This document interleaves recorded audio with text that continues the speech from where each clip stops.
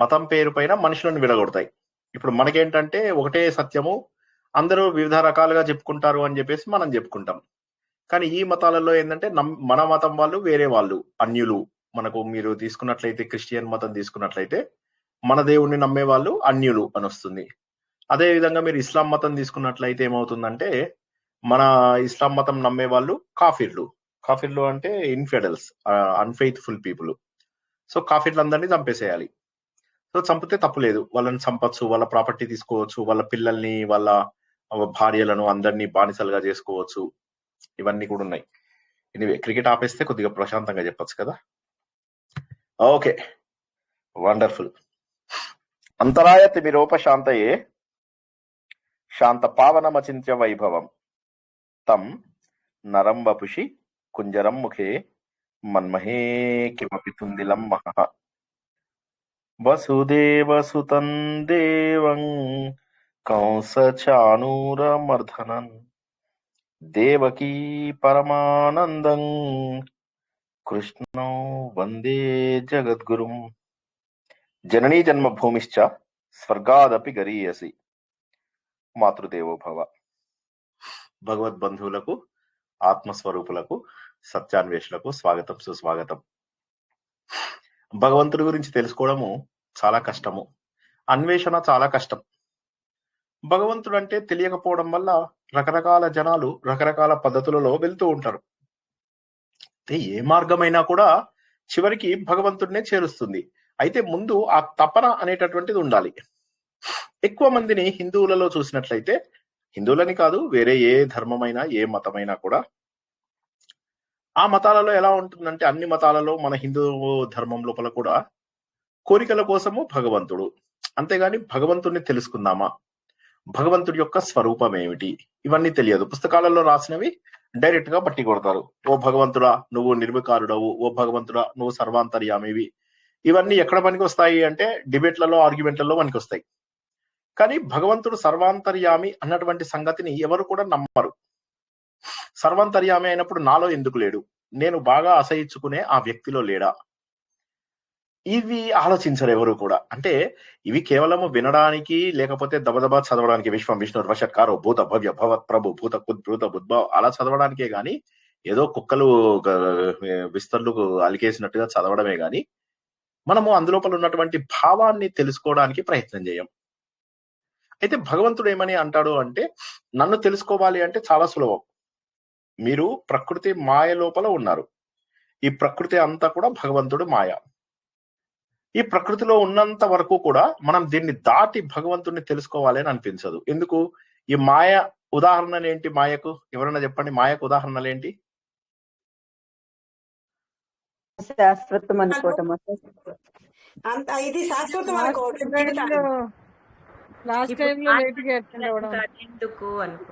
భౌతిక సుఖాలు, భౌతిక సుఖాలు. డెఫినేషన్ కాదు, ఉదాహరణ చెప్పండి. ఉదాహరణ మాయా అంటే ఇప్పుడు పామును చూసి తాడును చూసి పాము అనుకోవడము, అది సత్యాన్ని చూసి అసత్యం అనుకోవడం, అది పెద్ద విషయం. అది కాదు మాయ అంటే చాలా సింపుల్. సార్ క్లాస్ టైమ్ లో వేరే పని చేయడము, క్లాస్ టైమ్ లో వేరే డైవర్ట్ అవ్వడం. పాట ఉంది సార్, మాయా ప్రపంచం ఇది మాయా, మాయా సంసారం అనేది. ఎవరైనా మాయా సంసారం కూడా మాయని. వేణుగోపాల్ గారు బాగా చెప్పారు. వేణుగోపాల్ గారు బాగా చెప్పారు. మాయా అంటే ఏదో కాదు, మనం ఉన్నటువంటి సంసారమే మాయ. భార్య, పిల్లలు, తర్వాత మనకున్నటువంటి బంధువులు, మిత్రులు, ఈ బంధములు ఇవన్నీ కూడా మాయ కిందికే వస్తాయి. మాయ అంటే ఏంటి? లేనిది ఉన్నట్టుగా. మీరు ఆల్రెడీ కొంతమంది డెఫినేషన్, మీరు చెప్పిన డెఫినేషన్స్ ఎవరు తప్పు చెప్పలేదు, మీరు చెప్పారని నేను అనడం లేదు. ఉదాహరణ అడిగిన దానికి మాత్రం వేణుగోపాల్ గారు కరెక్ట్ జవాబు చెప్పారు. ఏంటంటే సంసారం. అయితే ఈ సంసారం అనే దగ్గర మన భార్య పిల్లలే కాకుండా ఈ సమాజం అంతా కూడా వస్తుంది. ఓకే, కొద్దిగా జాగ్రత్తగా అర్థం చేసుకోండి. సంసారం అంటే మన బంధువులు అవ్వచ్చు, మన మిత్రులు అవ్వచ్చు, ట్రంప్ అవ్వచ్చు, అమెరికా అవ్వచ్చు, ఇరాన్ అవ్వచ్చు, ఇవన్నీ కూడా ఒక మాయనే కనిపిస్తూ ఉంటుంది. ఈ మాయలో ఉన్నంత వరకు కూడా అలజడి కనిపిస్తూ ఉంటుంది. ఈ మాయలో ఉన్నంత వరకు కూడా అలజడి, అనిశ్చిత పరిస్థితులు. అంటే అన్సర్టెన్ సిచ్యువేషన్స్ కనిపిస్తూ ఉంటాయి. ఎక్కడికి వెళ్తున్నామో తెలియదు, ఏం చేస్తున్నామో తెలియదు. అంతలోనే సంతోషం, అంతలోనే బాధ, అంతలోనే ఆవేశం, అంతలోనే ప్రశాంతత. వీటన్నింటి లోపల కూడా మనం అందరము వెతుక్కునేది ఒకటే. ఎటువంటి వ్యక్తి అయినా ప్రపంచంలో తను ప్రశాంతంగా ఆనందంగా ఉండాలి అని వెతుక్కుంటాడు. అదొక్కటి మాత్రం శాశ్వతం. ఉదాహరణకి నాకు పుస్తకం కావాలి, నాకు పెన్ను కావాలి, నాకు కారు కావాలి, నాకు అన్నం కావాలి, నాకు ముద్దపప్పు కావాలి, నాకు పుస్తకం కావాలి. ఇలా అన్ని వస్తువులు మారిపోతున్నాయి కానీ నాకు కావాలి అనేటటువంటిది మారడం లేదు. ఆ నాకు కావాలి అనేటటువంటిది ఏంటి అంటే మనకి ఆనందాన్ని కావాలి అని చెప్పి తెలుసుకుంటున్నాం. ప్రతి వస్తువు లోపల మనం ఆనందాన్ని వెతుక్కోవడానికి ప్రయత్నం చేస్తున్నాం. ఒక్కసారి మళ్ళీ మనము బృహదారణ్య ఉపనిషత్తు కనుక వెళ్ళినట్లయితే భార్యలని వదిలేసి వెళ్ళిపోతాను అంటాడు ఆయన. మైత్రేయి ఒప్పుకోదు. అదేంటి మీరు అలా ఇలా వదిలేసి వెళ్ళిపోతారు, మీ ఆస్తులు ఇవన్నీ సరే ఒకరు తీసుకుంటారు, ఇంకొకరు మాత్రం లేదు లేదు కుదరదు, మీరు వెళ్తున్నారు అంటే వీటికంటే కూడా గొప్ప విషయానికి దేనికోసమో వెళ్ళిపోతున్నారు. అది ఆ రోజుల్లో. అంటే అప్పుడు ఆయన చెప్తాడు నేను ఆత్మ సంతోషం కోసం వెళ్ళిపోతున్నాను అని. ఈ రోజుల్లో మొగాళ్ళు వెళ్ళిపోతున్నారు. కుంభమేళా వచ్చిందంటే మొగాళ్ళందరూ పారిపోయి వెళ్ళిపోతున్నారు. భార్యలు ప్రేమగా చూసుకోవడం లేదుట, చాలా కష్టపెట్టేస్తున్నారట ఇంట్లోపల. అందుకోసం ఏం చేస్తున్నారు, కుంభమేళా వెళ్ళి అక్కడ ఉండిపోతారా సార్ గంగలోని? అదే అడగబోతున్నాను సార్. అక్కడికి వెళ్ళి ఏం చేస్తారు సార్? 3 కుంభమేళాలో ఉండిపోతారు చాలా మంది. అక్కడ సన్యాసులుగా మారిపోతారు. కుంభమేళాకు వచ్చినప్పుడు మీరు చూసినట్లయితే నాగ సాధువులుగా మారడానికి కోసమని ఒక లైన్ కు లైనే ఉంటుంది. ఎంత పెద్ద లైన్ అంటే కొందరు వేలాది మంది, వందలాది మంది ప్రతిరోజు మారిపోతూ ఉంటారు అనమాట. అయితే అత్యంత క్రూరమైనటువంటి స్థితి కనిపిస్తుంది అక్కడ చూసినట్లయితే. చాలాసేపు భయమేసేస్తుంది. చల్లటి చలి, అది జనవరి ఫిబ్రవరి టైం కదా, చల్లటి చలి. ఆ సమయం లోపల అసలు శరీరం పైన ఎక్కువ బట్టలు వేసుకోకుండా నిలబడి వాళ్ళు చెప్పినవన్నీ చేస్తూ నీళ్ళలో వాటిల్లో అంటే చాలా కష్టమైన ప్రక్రియ ద్వారా సాధువులుగా మారిపోతూ ఉంటారు. అయితే ఎప్పటి నుంచో ఎదురు చూస్తున్న వాళ్ళందరూ మారిపోతూ ఉంటారు. అందులో భార్యాబాధితులు కూడా ఉండే అవకాశం ఉంది. అంటే ఎక్కువ కష్టపడుతుంది సార్ భార్య అయ్యుండొచ్చు. అంటే వాళ్ళ జీవితం భర్త బాధితులు కూడా ఉంటుంటారు సార్. సాధ్వీలు కూడా ఉన్నారు కదా, నాగ సాధ్వీలు ఉన్నారు, భర్త బాధితులు కూడా ఉన్నారు. సరే, ఏది ఏమైనప్పటికీ కూడా పూర్వకాలం లోపల ఏమయ్యేదంటే ఆత్మ జ్ఞానం కోసం అని చెప్పేసి చివరి క్షణాలలో సన్యాసానికి వెళ్ళిపోయేవాళ్ళు. అయితే ఆ రోజులలో కూడా ఏమయ్యేదంటే జనరల్ గా ఎలా ఉంటుంది, వానప్రస్థం అనేటటువంటిది భార్యాభర్త కలిసి ఈ లౌకిక విషయాల పైన వైరాగ్యం వచ్చి అప్పుడు వాళ్ళు కలిసి వెళ్ళిపోయేవారు. ఎందుకని? నిజమైనటువంటి సంతోషం ఎక్కడుందో తెలుసుకుందాము. ప్రశాంతతలోనే నిజమైనటువంటి సంతోషం ఉంది. వానప్రస్థం లోపల ఏం చేస్తారు? అడవులకు వెళ్తారు. అడవులలోకి వెళ్ళిన తర్వాత ఏమవుతుంది? అడవుల లోపల ప్రశాంత వాతావరణము, ముని ఆశ్రమాలు, తర్వాత జంతువులన్నీ సహజీవనం చేస్తూ ఉండడము, శత్రువులు అనుకున్నటువంటి జంతువులు కూడా ఒకదానితోనొకటి సహజీవనం చేస్తున్న విషయాన్ని మన అర్జునుడు గ్రహించడం మనం చూసాం. క్రూర మృగాలు కూడా ప్రశాంతంగా సాధు జంతువులతో కలిసి ఉండడం మనం చూసాం. సో అటువంటి పరిస్థితులన్నీ ఆ ముని ఆశ్రమాలలో ఉన్నటువంటి వైబ్రేషన్స్ అని ఏవైతే చెబుతామో ఆ తరంగాలు అవన్నీ కూడా వ్యాపించి ఉంటాయి. ఆ ప్రశాంత వాతావరణం లోపల నేనంటే ఎవరు, అంటే ఎందుకు నా శరీరము ఇలా చిన్న బాల్యం నుంచి యవ్వనము నుంచి వృద్ధాప్యం వరకు ఎందుకు వచ్చింది, వృద్ధాప్యం వరకు వచ్చినటువంటి శరీరము ఎందుకు పడిపోతుంది, ఏమి చేశాను అంటే దీనికి శరీరము కారణం కాదు, నేను లోపల ఏదో ఉన్నాను. ఈ శరీరం మాత్రము కేవలం ఒక వస్తువులాగా ఉంది. నేను కొనుక్కున్నటువంటి ఒక షర్ట్ 15 ఏళ్ళు వస్తుంది. ఒక ఫర్నిచర్ ఏదన్నా కొంటే 5 ఏళ్ళు 10 ఏళ్ళు వస్తుంది. అదే విధంగా నా శరీరం అనేటటువంటిది ఒక 100 ఏళ్ల కోసం తయారైనటువంటిది. ఎవరికైనా కూడా వృద్ధాప్యం రాక తప్పదు. ఎవరు కూడా వృద్ధాప్యాన్ని మార్చుకున్న వాళ్ళు లేదు. శరీరంలో మనం రంగులు వేసుకుని వీలైనంత వరకు ప్రయత్నం బయటకు కనిపించే రూపాన్ని మనము వృద్ధాప్యం కనిపించకుండా చేసుకోగలం. కానీ లోపల అంతర్గతంగా ఉన్నటువంటి ఎన్నో ఇంద్రియాలు, ఎన్నో నరాలు, లోపల ఉన్నటువంటి ఎన్నో వ్యవస్థలు, జీర్ణ వ్యవస్థ, శ్వాస వ్యవస్థ, విసర్జన వ్యవస్థ, రక్త ప్రసరణ వ్యవస్థ, ఇవన్నీ కూడా ఏవైతే ఉన్నాయో ఇవన్నీ కూడా క్రమ పద్ధతిలో అరిగిపోతూ పాడైపోతూ ఉన్నాయి. వీటన్నిటికీ కారణం ఏమిటి తెలుసుకోవాలి. వీటన్నిటికీ కూడా మనం చేయవలసింది ఏంటి అంటే అన్వేషణ. ఆ అన్వేషణ చివరి రోజుల్లోనే ఎందుకు చేయాలి అంటే ధర్మార్థ కామములను సాధించిన తర్వాత మోక్ష సాధన చేసేటప్పుడు వానప్రస్థంకి వెళ్ళి సాధించేవాళ్ళు. అయితే ఆ రోజుల్లో కూడా కొంతమంది భార్యలు లేదా కొంతమంది భర్తలు సన్యాసం తీసుకునే వాళ్ళు కాదు. అది ఉండేది, ఆ రోజుల్లో కూడా ఉండేది. కానీ ఎక్కువ శాతం మంది రాజులతో సహా అంటే గొప్ప భోగభాగ్యాలను వదిలేసి అక్కడికి వెళ్ళి ఆలోచనలు మొదలెట్టేవాళ్ళు. ఆలోచనలో అప్పుడేమయ్యేదంటే కాస్త కూర్చొని ఆలోచించడానికి వీలవుతుంది. ఇప్పుడు మళ్ళీ ఒక చిన్న విషయం చెప్పాలి. నిన్న నా ప్రాణ స్నేహితుడు ఒక అతను కాల్ చేశాడన్నమాట. అయితే మరి ప్రాణ స్నేహితుడు కాదు, కానీ చాలా మంచి స్నేహితుడు. అయితే ఇతడు గురించి నేను ఇంతకు ముందు కూడా 2-3 సార్లు చెప్పడం జరిగింది. ఇతను ఒకసారి నన్ను ఇంటర్వ్యూ కూడా చేయడం జరిగింది. హరివిల్లు అని తన ఛానల్ లోపల. అతడు దేవుణ్ణి నమ్మడన్నమాట.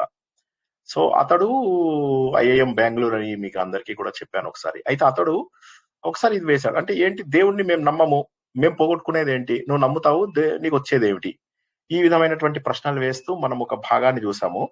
అయితే అతను మళ్ళీ నిన్న కాల్ చేసి మాట్లాడుతున్నాడు. ఒరే నాకు ఒక డౌట్ వస్తుందిరా అన్నాడు. అంటే చెప్పు ఏంటి డౌట్ అంటే, ఒక క్షణం కూడా ఖాళీగా ఉండి నేనేంటి అని చెప్పి ఆలోచించం కదా అని. అంటే నేను అన్న ఎగ్జాక్ట్లీ ఇదే దైవం గురించి ఆలోచించడము. అంటే వాడు అన్నాడు, ఒరే కనీసం బాత్రూమ్కి వెళ్తే బాత్రూమ్ కు కూడా సెల్ ఫోన్లు పట్టుకెళ్తున్నాం రా అని. అంటే నేను అన్నాను అనమాట, కరెక్ట్. సెల్ ఫోన్ అనేటటువంటి అది వేరు, అది పవిత్రమైనటువంటి వస్తువు.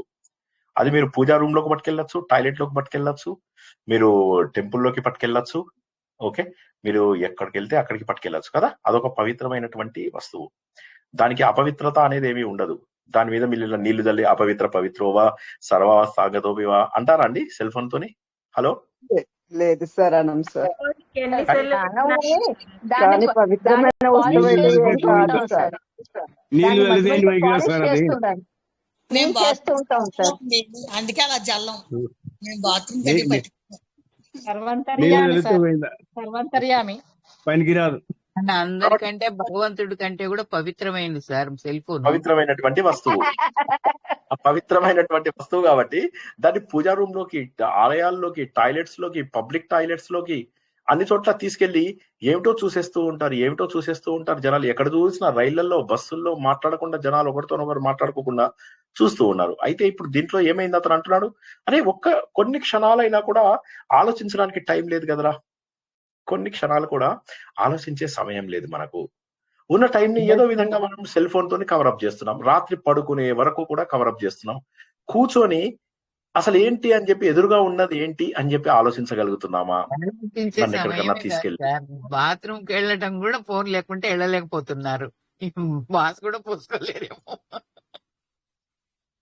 అదే అంటే దీనివల్ల ఏమైపోతుందంటే మనము మన గురించి ఆలోచించుకోలేనటువంటి పరిస్థితి ఎదురైతుంది. అతను అన్నాడు, ఎక్కడికైనా తీసుకెళ్తే సెల్ ఫోను ఇవన్నీ వాడకుండా ఒక రోడ్ ట్రిప్ కో దేనికో వెళ్దాం, రోడ్ లో వెళ్తున్న వస్తువులన్నీ, రోడ్ లో కనిపిస్తున్నటువంటివన్నీ చూద్దాము, కబుర్లు చెప్పుకుందాము, ప్రశాంతంగా రోడ్ లోపల వస్తున్నటువంటి పంట పొలాలను చూద్దాము, చెట్ల కింద ఆగుదాము. నేను గత సంవత్సరం చేశాను, మీ అందరికీ గుర్తుంది కదా, 18 రోజుల పాటు. సో అలాగా ఇది మనం చేయలేమా అంటే, ఎంతసేపు సెల్ ఫోను, లేకపోతే ఆఫీస్ లోపల పని, లేకపోతే మొబైల్స్ తోటి పని, లేకపోతే ఫ్రెండ్స్ తోని కబుర్లు చెప్పడము, వదినేలు, ఇవన్నీ ఉన్నాయి కదా. మరి ఇవన్నీ లేకుండా ఎలా ఉండగలమా అంటే, ప్రశాంతత అంటే జీవితంలో ఒక 30-40 ఏళ్ల వరకు కూడా ఇవి తప్పవేమో బహుశా. అయితే అతనేమంటాడంటే, కరెక్టే తప్పవు, కానీ తర్వాత ఏమవుతుందంటే అది అలవాటు అయిపోతుంది కదా. ఇప్పుడు అతను చాలా ప్రైమ్ కెరియర్ లో ఉన్న సమయంలో 2 ఏళ్ల కింద మేమిద్దరం కలిసి దుర్గాపూర్ వెళ్ళామని చెప్పే కదా, వెస్ట్ బెంగాల్. అక్కడికి వెళ్ళినప్పుడే అతను చెప్తున్నాడు, ఒరే నేను రిజైన్ చేస్తున్నాను రా, నువ్వు అన్నట్టుగా రిజైన్ చేస్తే ఏమన్నా నా లోపల మార్పు వస్తుందా? మరి అతను మంచి ప్యాకేజ్, 2 కోట్ల 3 కోట్ల ప్యాకేజ్ అన్నమాట, చాలా సీనియర్ పొజిషన్ లో ఉన్నాడు, కంపెనీకి హెడ్ గా. ఆ సమయం లోపల అతను అన్నాడు, పోనీ నువ్వు చెప్పినట్టుగా నేను కూడా ఉద్యోగం మానేసి చూస్తాను, ఏమన్నా మార్పు వస్తుందేమో అని చెప్పేసి అన్నాడు. అని ఇప్పుడు కూడా తను ఏమంటున్నాడంటే, ఇప్పుడు నాకు దొరికిన సమయాన్ని నేను పుస్తకాలు చదవడానికి కేటాయిస్తున్నాను. నేను నా పుస్తకం కూడా చదవకుండా కూర్చో కొద్దిసేపు ఏమవుతుందో చూడు. అది సాధ్యమా? ఇప్పుడు మనకు దేవుడు కనిపిస్తాడు. నిజంగా దేవుడు కనిపిస్తాడు. నీతోటి నువ్వు రమించాలి. ఇప్పుడు మనకు అందరికీ కూడా సిరివెన్నెల సీతారామ శాస్త్రి గారు రాసినటువంటి నాతో నేను రమిస్తూ అనే పాట ఉందా, జగమంత కుటుంబం నాది, ఏకాకి జీవితం నాది. అందులోపల తను అన్నటువంటి దాంట్లో భావం మనం గుర్తించగలం. ఒంటరిగా ఏ సెల్ ఫోను, ఏ పుస్తకము, ఏ వస్తువు లేకుండా మనతో మనము రమింపగలిగేటటువంటి సమయమే రాముడు. రాముడు అంటే ఏంటంటే రమింపజేసేటటువంటి తత్వం రాముడు. ఆనందింపజేసేటట్టు రాముడు. మనతో మనము ఒంటరిగా ఆనందంగా ఉండగలిగినటువంటి సమయం ఏదైతే ఉంటుందో అది అద్భుతమైనటువంటి సమయము. ఆ సమయాన్ని పూర్వకాలం లోపల వారందరూ కూడా ప్రశాంత వాతావరణంలో కూర్చుని ఏ విధమైనటువంటి ఆలోచనలు వారికి రాకుండా ఏకాగ్రతతో భగవంతుడి యొక్క స్వరూపాన్ని తెలుసుకోగలిగేవారు. ఆ స్వరూపమే విష్ణు సహస్రనామం రూపంలో అనేక రకాలుగా చెప్పబడుతుంది అన్న విషయాన్ని మనము గత 60 వారాలుగా తెలుసుకుంటున్నాము. సుమారుగా 60-70 వారాలుగా విష్ణు సహస్రనామం నడుపుకుంటున్నాము, తెలుసుకుంటున్నాము. ఇంకా కూడా తెలియడం లేదేమో, భగవంతుడు అంటే పూర్తి స్థాయిలో తెలియడం లేదు. అయితే భగవంతుడు అంటే కేవలం రూపంతోటే ఉంటాడు అని ఈ ఆలయానికి వెళ్ళినా కూడా హడావిడే కదా. దబదబా దర్శనం చేసుకోవడం, దబదబా బయటికి రావడము, పరిగెత్తుకుంటూ లోపలికి వెళ్ళడము. నేను చెప్పే కదా, గురువాయూర్లో నన్ను తోసుకుంటూ వెళ్ళిపోయారు. అని పిచ్చి నవ్వులు నవ్వుతూ తోసుకుంటూ వెళ్ళిపోయారు. ఎందుకు? వాళ్ళు నాకంటే 10 సెకండ్స్ ముందు దేవుణ్ణి చూడగలుగుతారు. అయితే మీ అందరికీ అదే కరెక్ట్ అనిపిస్తుందేమో సార్, దేవుణ్ణి చూడాలనే కోరిక వాళ్ళలో అంత ఎక్కువగా ఉంది, మీకేమో లేదు, మీరేమో మెల్లగా వెళ్తున్నారు. పాప వాళ్ళు దేవుణ్ణి చూడాలనేటటువంటి ఆతృత తట్టుకోలేక వెళ్తున్నారు, మీకు అది లేదు సార్ అని అనుకుంటున్నారా మీరు? మీకు వేరే లైన్ ఉంది కదా సార్, సో ఇంకో లైన్ ఉందని చెప్పారు కదా సార్, ఆ లైన్ లో ఉంటుంది. అంటే లేదు, గురువాయూర్లో ఒకటే లైన్ కదా. గురువాయూర్లో అల్టిమేట్లీ మీరు వెళ్ళేది ఒకటే లైన్ లో వెళ్తారు అందరూ. అండి మహాభక్తులకు ఒక లైన్, భక్తులకు ఒక లైన్ అని చెప్పారు కదండి. అది నేను అది సార్ చెప్పేది, అది సార్. అదే నాకు అర్థమైంది మీరు అన్నది, కానీ అది ఇక్కడ లేదు అంటున్నా. అది తిరుపతిలో మనం ప్రారంభిద్దాం అనుకున్నాం కదా. మహాభక్తులు, భక్తులు, మామూలు వాళ్ళు. సో ఆ మామూలు వాళ్ళ గ్యాంగ్ లోపల రష్ ఎక్కువ ఉండదు. మహాభక్తులకు ఏంటంటే ఎన్ని రోజులైనా ఉండొచ్చు ఆ లైన్ లోపల. మీరు 10 రోజులు 15 రోజులైనా కూడా ఉండి దేవుణ్ణి చూడొచ్చు. దేవుడి ముందు ఎంతసేపు అయినా కూర్చోవచ్చు. కాకపోతే దేవుడి ముందు కూర్చోవాలి అంటే మినిమము 6-7 గంటలు కూర్చోవాలి. మధ్యలో లేస్తే ఈత బరికెలతో కొట్టడమే, ఫటా ఫటా ఫటా ఫటా కొట్టడమే. రెండవ గ్యాంగ్ ఏంటంటే వాళ్ళు దేవుడి దగ్గర కనీసం 2 గంటల నుంచి 3 గంటలు ఉండొచ్చు. ఎవరు? వీళ్ళు సెకండ్ కేటగిరీ భక్తులు. వాళ్ళు ఏంటంటే 2-3 గంటల పాటు కదలకుండా నిలబడాలి దేవుడి దగ్గర. సార్ కొద్దిసేపు కూర్చుంటాం సార్ అని, లేదా పక్కకి కన్ను పక్కకి తిప్పారంటే పటక్మని పడిపోతుంది అనమాట. ఈ కొరడా దెబ్బ కంటే గట్టిగా ఉంటుంది ఈత బరికే దెబ్బ. చచ్చటిగా కొట్టడం అనమాట. సో 3వ కేటగిరీ వాళ్ళకి ఏ రిస్ట్రిక్షన్స్ ఉండవు, వాళ్ళు ఊరికే చూసుకుంటూ వెళ్ళిపోవడమే అంతే అనమాట. వాళ్ళకి పెద్దగా అంటే ఆగితే ఎవడు పట్టించుకోడు, ఆగకపోయినా ఎవడు పట్టించుకోడు, వాళ్ళ లైన్ లో వెళ్ళిపోవచ్చు అనమాట. సో మహాభక్తులు, పరమ భక్తులు ఎవరైతే ఉంటారో వాళ్ళకి మొదటి 2 గ్రూపుల్లో వేస్తారు. అందులోపల ఉన్న వాళ్ళు మళ్ళీ మధ్య లోపల సార్ కొద్దిగా ఆకలిస్తుంది బయటికి వెళ్ళి తిందామా అంటే పడవడ ఈత బరికెళ్ళి పడిపోతుంటాయి వాళ్ళు, టక తవలా కొడతారు కదా. ఆ రేంజ్ లోపల ఈత బరికెలతో కొట్టాలన్నమాట. అప్పుడు ఈ భక్తి అనేటటువంటిది నిజంగా బయటపడుతుంది. ఎనీవే, కమింగ్ బ్యాక్ టు మన అసలు ఇది భగవంతుడిని అన్వేషణ అనేసరికి ఏమైపోతుంది అంటే కేవలము ఆలయ దర్శనం. అయితే ఆలయ దర్శనము మంచిదే అయినప్పటికీ ఆలయ దర్శనమే కాదు, భగవంతుడి గురించినటువంటి సంపూర్ణ లక్షణములను తెలుసుకోవాలి. తెలుసుకున్న తర్వాత ఏమవుతుందంటే భగవంతుడి యొక్క సర్వవ్యాపకత్వం గురించి మనందరికీ అర్థమవుతుంది. సర్వవ్యాపకత్వమే కాకుండా భగవంతుడు చేసేటటువంటి అన్ని పనులు తెలుస్తాయి. ఎప్పుడైతే మనకు భగవంతుడు చేసేటటువంటి అన్ని పనులు, భగవంతుడు ఈ ప్రపంచ వ్యాప్తంగా ఏ విధంగా ఉన్నాడు, ఏమేమి చేస్తున్నాడు అన్నప్పుడు ఏమైతుంది అంటే మనకు మన వేదాలలో ఉన్న విషయాలన్నీ తెలిసిపోతాయి. మళ్ళొకసారి చెప్తా. భగవంతుడి లక్షణాలు తెలుసుకోవడం ద్వారా ఏమవుతుంది అంటే వేదాలలో ఉన్నటువంటి విషయాలన్నీ తెలిసిపోతాయి. వేదాలలో ఏం చెప్పారు? భగవంతుడి యొక్క పూర్ణ స్వరూపం గురించి చెప్పారు. సార్ ఇదేంటి సార్ మీరు చెప్తున్నారు సార్ ఈ మాట? కాదు, నేను చెప్పడంలా, మనం భాగవతంలో చదువుకున్నాం. భాగవతం మొత్తం అయిపోతుంది. అయిపోయిన తర్వాత ఏముంది, రామాయణం అంతా అయిపోయాక మన స్టూడెంట్స్ అడుగుతారు కదా, సార్ మీరు అడిగిందంతా ఎక్సలెంట్, మీరు చెప్పిందంతా బాగుంది సార్, కానీ ఒక చిన్న డౌట్ మాత్రం మిగిలిపోయింది. రాముడు సీతను ఎందుకు రక్షించాడు సార్? వాళ్ళిద్దరికి ఏంటి సంబంధం అని అడుగుతారు కదా మీరంతా. మీ ఐక్యూ లెవెల్ కి అది చాలా కష్టమైన ప్రశ్న. సో అదేం సినిమా? జల్సా సినిమా చూసారా అందరూ? జల్సా సినిమా చూసారా? చూసాం సార్. ఆ జల్సా సినిమా లోపల ఏమవుతుందంటే వీడు అలీ ఏం చేస్తాడంటే ఒకళ్ళని యోగా వేయిస్తే వాడు తలని కొద్దిగా ఇలా తిప్పుకుంటాడు, బాడీ అంతా ఇటు తిరిగిపోయి ఉంటుంది, తలని తిప్పేసి ఉంటాడు. వీడు వస్తాడు, పవన్ కళ్యాణ్ వచ్చేసరికి ఏమైందంటే వీడు ఇలా ఎలా అయింది అంటే ఏమిటో అలా కుదిరిపోయింది అని మామూలుగా ఎలా చేయాలి అంటాడు. అనగానే వీడు ఆలోచిస్తూ ఉంటే అప్పుడు పక్కన హీరోయిన్ చెప్తుంది అన్నమాట, ఏముంది తలను కూడా గుండ్రగా తిప్పేస్తే సరిపోతుంది అని చెప్పి. అనగానే ఇలా చూస్తాడు ఆమె వైపుకు పవన్ కళ్యాణ్, మీ నాన్నగారు బాగా డబ్బున్నవారేనా అంటాడు. అంటే అవును నిజమే, ఎందుకు అంటాడు. ఏం లేదు, ఈ తెలివితేటలతోటి డిగ్రీ పాస్ అవ్వాలి అంటే డబ్బులు బాగా ఉండాల్సిందే అంటారు అన్నమాట.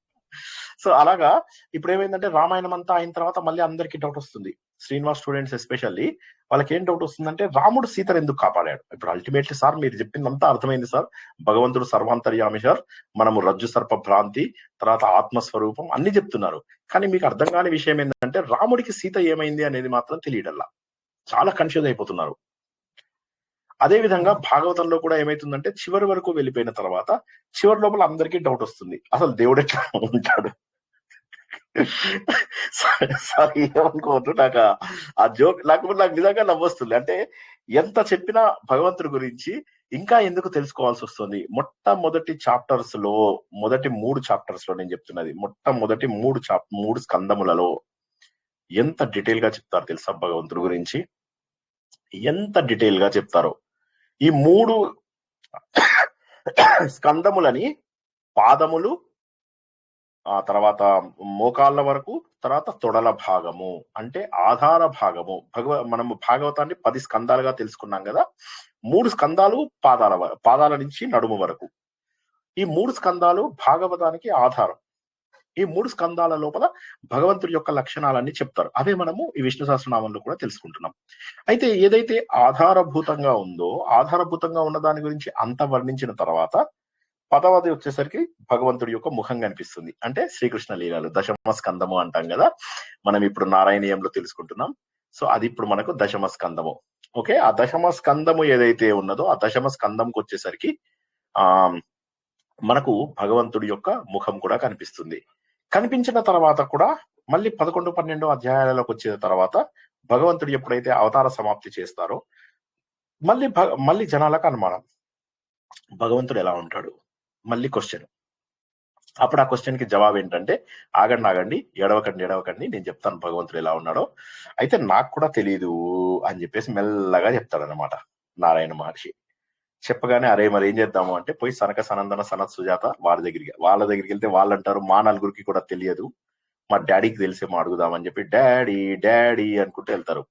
అప్పుడు ఆయన అక్కడ బ్రహ్మదేవుడు కనిపిస్తాడు. బ్రహ్మదేవుడు అంటాడన్నమాట, యాక్చువల్ గా చెప్పాలంటే నాకు కూడా తెలియదు, నేను తప అంటే నేను తపం చేసుకుంటూ వెళ్తే నాకు ఈ ప్రపంచం అంతా ఎలా సృష్టించాలో తెలిసింది, కానీ నాకు భగవంతుడు ఎలా ఉంటాడో తెలియదు.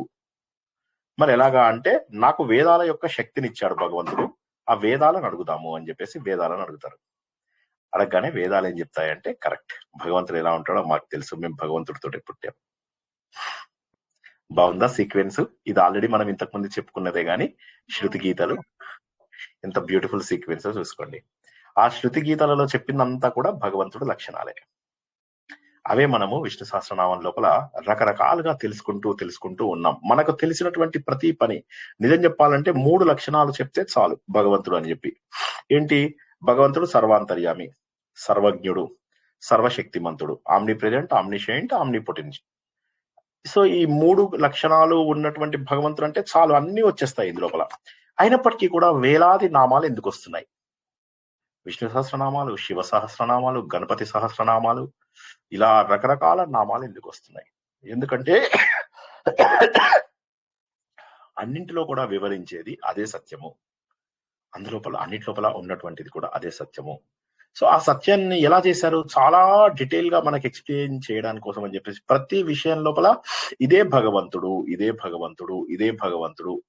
అని చెప్పేసి చెబుతూ 40 శ్లోకాలని మనము పూర్తి చేసుకున్నాం. భగవంతుడి యొక్క స్వరూపము అంటే భగవంతుడి యొక్క లక్షణాల ద్వారా. భగవంతుడు అంటే ఇలా రూపంలో ఉంటాడు అంటే పెద్దగా చెప్పాల్సిన అవసరం లేదు. కానీ భగవంతుడు మనలాగా కాళ్ళు చేతులు ఇలా ఉండేటటువంటి లక్షణం కాదు భగవంతుడిది. భగవంతుడు అనేటటువంటి వాడు ఏంటి? మనలాగా నామము రూపము కలిగినటువంటి వాడు కాదు. కాబట్టి మరి భగవంతుడి గురించి బ్రహ్మ గురించి తెలుసుకోవాలి అంటే ఆయన ఒకసారి విష్ణుమూర్తి గాను, ఒకసారి శివుడు గాను, ఒకసారి అమ్మవారు గాను, ఒకసారి స్కందుడు గాను, ఒకసారి సూర్యుడు గాను, ఒక్కొక్క కల్పంలో ఒక్కొక్క రకమైనటువంటి పరబ్రహ్మ మనకు ఉద్భవిస్తున్నారు. కాబట్టి ఆయన ఈ అందరి లక్షణాలు ఒకటే. విష్ణు అనే లక్షణము మనము పాల సముద్రంలో ఉన్నటువంటి విష్ణుమూర్తికి చెప్తాము, గణపతికి చెప్తాము, శివుడికి చెప్తాము, స్కందుడికి చెప్తాము, సూర్యుడికి కూడా విష్ణు చెప్పి చెప్తాము. మరి అటువంటప్పుడు సర్వాంతర్యామి, విష్ణువు అంటే సర్వాంతర్యామి, అన్నింటి లోపల విశతి అంటే ప్రవేశించడం, ప్రవిశతి అంటాం కదా, ప్రవిశతి విశతి, అలా ప్రవేశించేవాడు, అన్నిట్లోకి ప్రవేశించేవాడు. దాన్ని మనము 40వ శ్లోకంలో తెలుసుకుందాం. అందరికీ తెలిసినట్టుగా వచ్చే వారము మనకు 8:30కి ఓకే, ఒక అరగంట ముందు క్లాసు, అరగంట ముందు మనకు క్విజ్ ప్రారంభం అవుతుంది. 4 టీమ్స్ తయారు చేయాలి. రేపటికి నేను 4 పేర్లు పెడతాను. ఊరికే ఆ పేర్లలో మీ ఇష్టం వచ్చినట్టుగా జాయిన్ అయిపోండి. ఎవరికి తోచిన వాళ్ళు అందులో జాయిన్ అవ్వండి. జాయిన్ అయ్యి ఈ వారం రోజులు ప్రాక్టీస్ చేయండి. వచ్చే గురువారము వీలైతే క్లాస్ తీసుకోను. మీరు అందరూ ప్రిపేర్ అవ్వకపోతే, ప్రిపేర్ అయితే సరే క్లాస్ తీసుకుంటాను. ప్రిపేర్ అవ్వకపోతే మీరు ఒక రోజు ఆ రోజు ఆఫ్ తీసుకోవచ్చు. గురువారం ఆఫ్ తీసుకొని కూడా ప్రిపేర్ అవ్వచ్చు. మధ్యలో టైం అంతా కూడా ప్రిపేర్ అవ్వచ్చు. మనకు రెగ్యులర్ గా చెప్పుకునే నారాయణీయం కూడా రేపు చెప్పుకోవడం లేదు మనము, మీరు ప్రిపేర్ అవుతారని చెప్పేసి. మళ్ళొకసారి చెప్తున్నాను, వచ్చే శుక్రవారము 8:30కు క్విజ్ జరుగుతుంది. ఈ క్విజ్ 40 శ్లోకాలలో విక్షరోరోహితో మార్గో అనేటటువంటిది ఏదైతే ఉందో అంతవరకు మనకు చెప్పుకోవడం జరుగుతుంది. ఎవరైనా చెప్పొచ్చు టీం లోపల, ఎవరు చెప్పినా కూడా, టీం 1, టీం 2, టీం 3, టీం 4 లో ఎవరు జవాబు చెప్పినా కూడా తప్పులేదు. అందరూ కలిసి ఇది ఫైనల్, ఇది లాక్ చేయండి అనే వరకు కూడా నేను లాక్ చేసే ప్రసక్తి లేదు. సో కాబట్టి చక్కగా అందరూ కూడా మంచిగా ప్రిపేర్ అయ్యి వస్తారని ఆశిస్తున్నా. ఎందుకంటే విష్ణు సహస్రనామం తెలుసుకుంటే వేదాలలో ఉన్నటువంటి భగవంతుడి గురించి తెలుసుకున్నట్టే. ఉదాహరణకి 40వ శ్లోకంలో తీసుకున్నట్టయితే విక్షరో రోహితో మార్గో అనే దాంట్లో భగవంతుడు క్షయము కానటువంటి వాడు. భగవంతుడు క్షయం కాకుండా ఈ సృష్టి స్థితి లయ ఏవైతే ఉంటాయో వీటన్నిటి లోపల ఒక సాధనకి, మన మోక్ష మార్గానికి, మనం సృష్టి స్థితి లయ అనేటటువంటి సైకిల్లో పడకుండా మనని ఒక సరైనటువంటి మార్గంలో, ఆయననే మార్గము, ఆయననే మోక్షము, అంటే దారి ఆయననే, అది చేరుకోవలసినటువంటిది కూడా ఆయననే. ఈ ప్రపంచంలో ప్రతి ఒక్క కారణానికి ఆయనే కారణము, జరుగుతున్నటువంటి ప్రతి ఒక్కదానికి కూడా ఆయననే కారణము. ఈ ప్రపంచంలో భక్తితో మాత్రమే దొరికేటటువంటి వాడు భగవంతుడు. ఏంటి దీని మీనింగ్? దామోదరుడు అంటే భక్తితో దొరికేటటువంటి వాడు. అయితే ఎందుకు, అదేంటి లెక్క? మనము ఎగ్జాంపుల్ తెలుసు మనందరికీ కూడా. యశోదాదేవికి దొరకడానికి కారణం ఏంటంటే చివరికి ఆవిడ భక్తితో ఆయన్ని బంధించగలిగింది. అయితే ఇక్కడ మళ్ళీ మనం తెలుసుకున్నట్లయితే ఇవాళ చెప్పుకున్న మొదటి విషయంలోకి వద్దాం. ఈ ప్రపంచం అంతా కూడా మాయలో ఉంది. ఈ మాయను దాటడం ఎవరి వల్ల ఎందుకు కావడం లేదు అంటే మాయలోంచి బయటపడాలనేటటువంటి కోరిక ఎక్కువ మందికి లేకపోవడం. అయితే మాయలోంచి బయటపడడానికి ఒకే ఒక సాధనం భక్తి. భక్తి అంటే మళ్ళా పారాయణాలు చేసేయడము, హడావిడి అవి కావు. భక్తి అంటే భగవంతుడిని ప్రేమించడం, భగవంతుడి గురించి తెలుసుకోవాలనుకోవడమే భక్తి. భగవంతుడిని అనురాగమే భక్తి. రాగము, అనురాగము. రాగం అంటే ఇష్టము, అనురాగము అంటే అనుసరిస్తూ ఆయన వెనకాల వెళ్ళిపోవడం, ఆయన తోకపట్టుకొని వెళ్ళిపోవడం, అది భగవంతుడిని ప్రేమించడమే భక్తి. శంకరాచార్య చెప్పాడు, నారదుడు చెప్పాడు. చివరికి శంకరాచార్య ఏం చెప్పాడు? స్వస్వరూప సాధనయే భక్తి అన్నాడు. నీ గురించి నువ్వు తెలుసుకుంటే అదే భక్తి. నువ్వెవరయ్యా, నేనెవరయ్యా, నువ్వు నేను ఒకటేనయ్యా. సో కాబట్టి నేను భగవంతుడు ఒకటే అని చెప్పేసి తెలుసుకోవడము ఏదైతే ఉందో, నా యొక్క అసలు స్వరూపం యొక్క సాధన అదే భక్తి. నా యొక్క సాధనయే భక్తి, ఇంకా మరేది కాదు. భక్తి అనగా ఏవేవో రకరకాల విషయాల గురించి నేను మాట్లాడుకుంటున్నాను కానీ కాదు, నాలో భగవంతుడిని చూడడము అదే భక్తి అని చెప్పి. కాబట్టి ఆ భక్తి వల్ల మాయ దాటిపోతాం. సింప్లెస్ట్ థింగ్ ఏంటంటే భక్తి వల్ల మాయ దాటిపోతాం.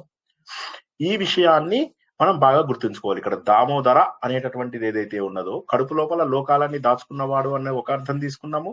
రెండవ అర్థం మనం ఏమని తీసుకున్నాము అంటే భగవంతుడు తాడుతో కట్టబడ్డాడు, ఉదరానికి తాడుతో కట్టబడ్డాడు. ఉదరానికి తాడుతో ఎప్పుడు కట్టబడ్డాడు? వాళ్ళ అమ్మతోటి. భక్తి ఉన్నప్పుడు మాత్రమే కట్టబడ్డాడు. భగవంతుడికి పూర్తి స్థాయి శరణాగతి వచ్చినప్పుడే కట్టబడ్డాడు. అదే విషయాన్ని మనం కూడా గుర్తించి ఆ శరణాగతిని పొందితే అప్పుడు మాయ దాటిపోతాం. ఈ విషయాన్ని భగవంతుడు భగవద్గీతలో చెప్పడం మనం అందరకు గుర్తించిన విషయమే. ఆయన ఏమంటాడు? మాయ నేను సృష్టించినదే, కానీ భక్తితో ఉన్నవారు మాయను దాటడం పెద్ద కష్టమైనటువంటి విషయం కాదు అని చెప్పి చెప్పడంలో దామోదర అనేటటువంటి విషయాన్ని చెప్పామన్నమాట. ఈ ప్రపంచం మొత్తాన్ని కూడా మోయగలిగేటటువంటి సమర్థుడు, అందరికీ అనుగ్రహం ఇచ్చేటటువంటి సమర్థుడు, అపరిమితమైనటువంటి ఏ పని ఎప్పుడు చెయ్యాలి అనేటటువంటి విషయం ఆయనకు తెలుసు. అపరిమితమైనటువంటి స్పీడ్ తోని చేయగలిగేటటువంటిది వేగవాన్ అమితాశనః. ప్రపంచం మొత్తాన్ని ప్రళయ స్వరూపంలో తన లోపల స్వీకరించేవాడు. ఒక అర్థమైతే మన అందరి రూపంలో ఉన్నటువంటి ఆహారం మొత్తాన్ని కూడా స్వీకరించడం కూడా అమిత అశనము. అశనము అంటే భోజనం. సో ఆ విధంగా ప్రపంచమంతాన్ని కూడా లయ చేసుకుని తనలో కలుపుకునేవాడు అని.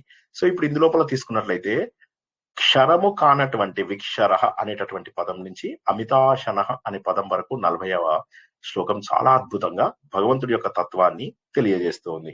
ఏ శ్లోకము పూర్తి స్థాయి భగవంతుడి తత్వాన్ని తెలియజేస్తుంది? అన్ని శ్లోకాలు తెలియజేస్తాయి. మరి ఇవాళ శ్లోకం ఏంటో తెలుసుకుందాం. ఎవరైనా 41వ శ్లోకం నోటికి వచ్చిన వాళ్ళు చదువుతారా? మహీధరో మహాభాగో వేగవాన్ ఉద్భవక్షోభణో దేవ శ్రీగర్భ పరమేశ్వర కరణం కారణం కర్త వికర్త గహనో గుహః. ముందు అక్షరంకి ముందు మీనింగ్ తెలుసుకుందాము, తర్వాత తత్వబోధన, తర్వాత శ్లోకంలో ఒక నామంకి ఇంకొక నామంకి కనెక్షన్ ఏంటో తెలుసుకుందాం. ఏమేమి తెలుసుకుంటామండి మనము? 3 విషయాలు చెప్పండి ఎవరైనా.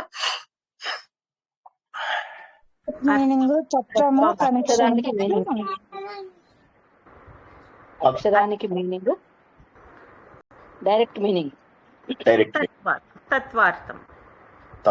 రెండు. మూడోది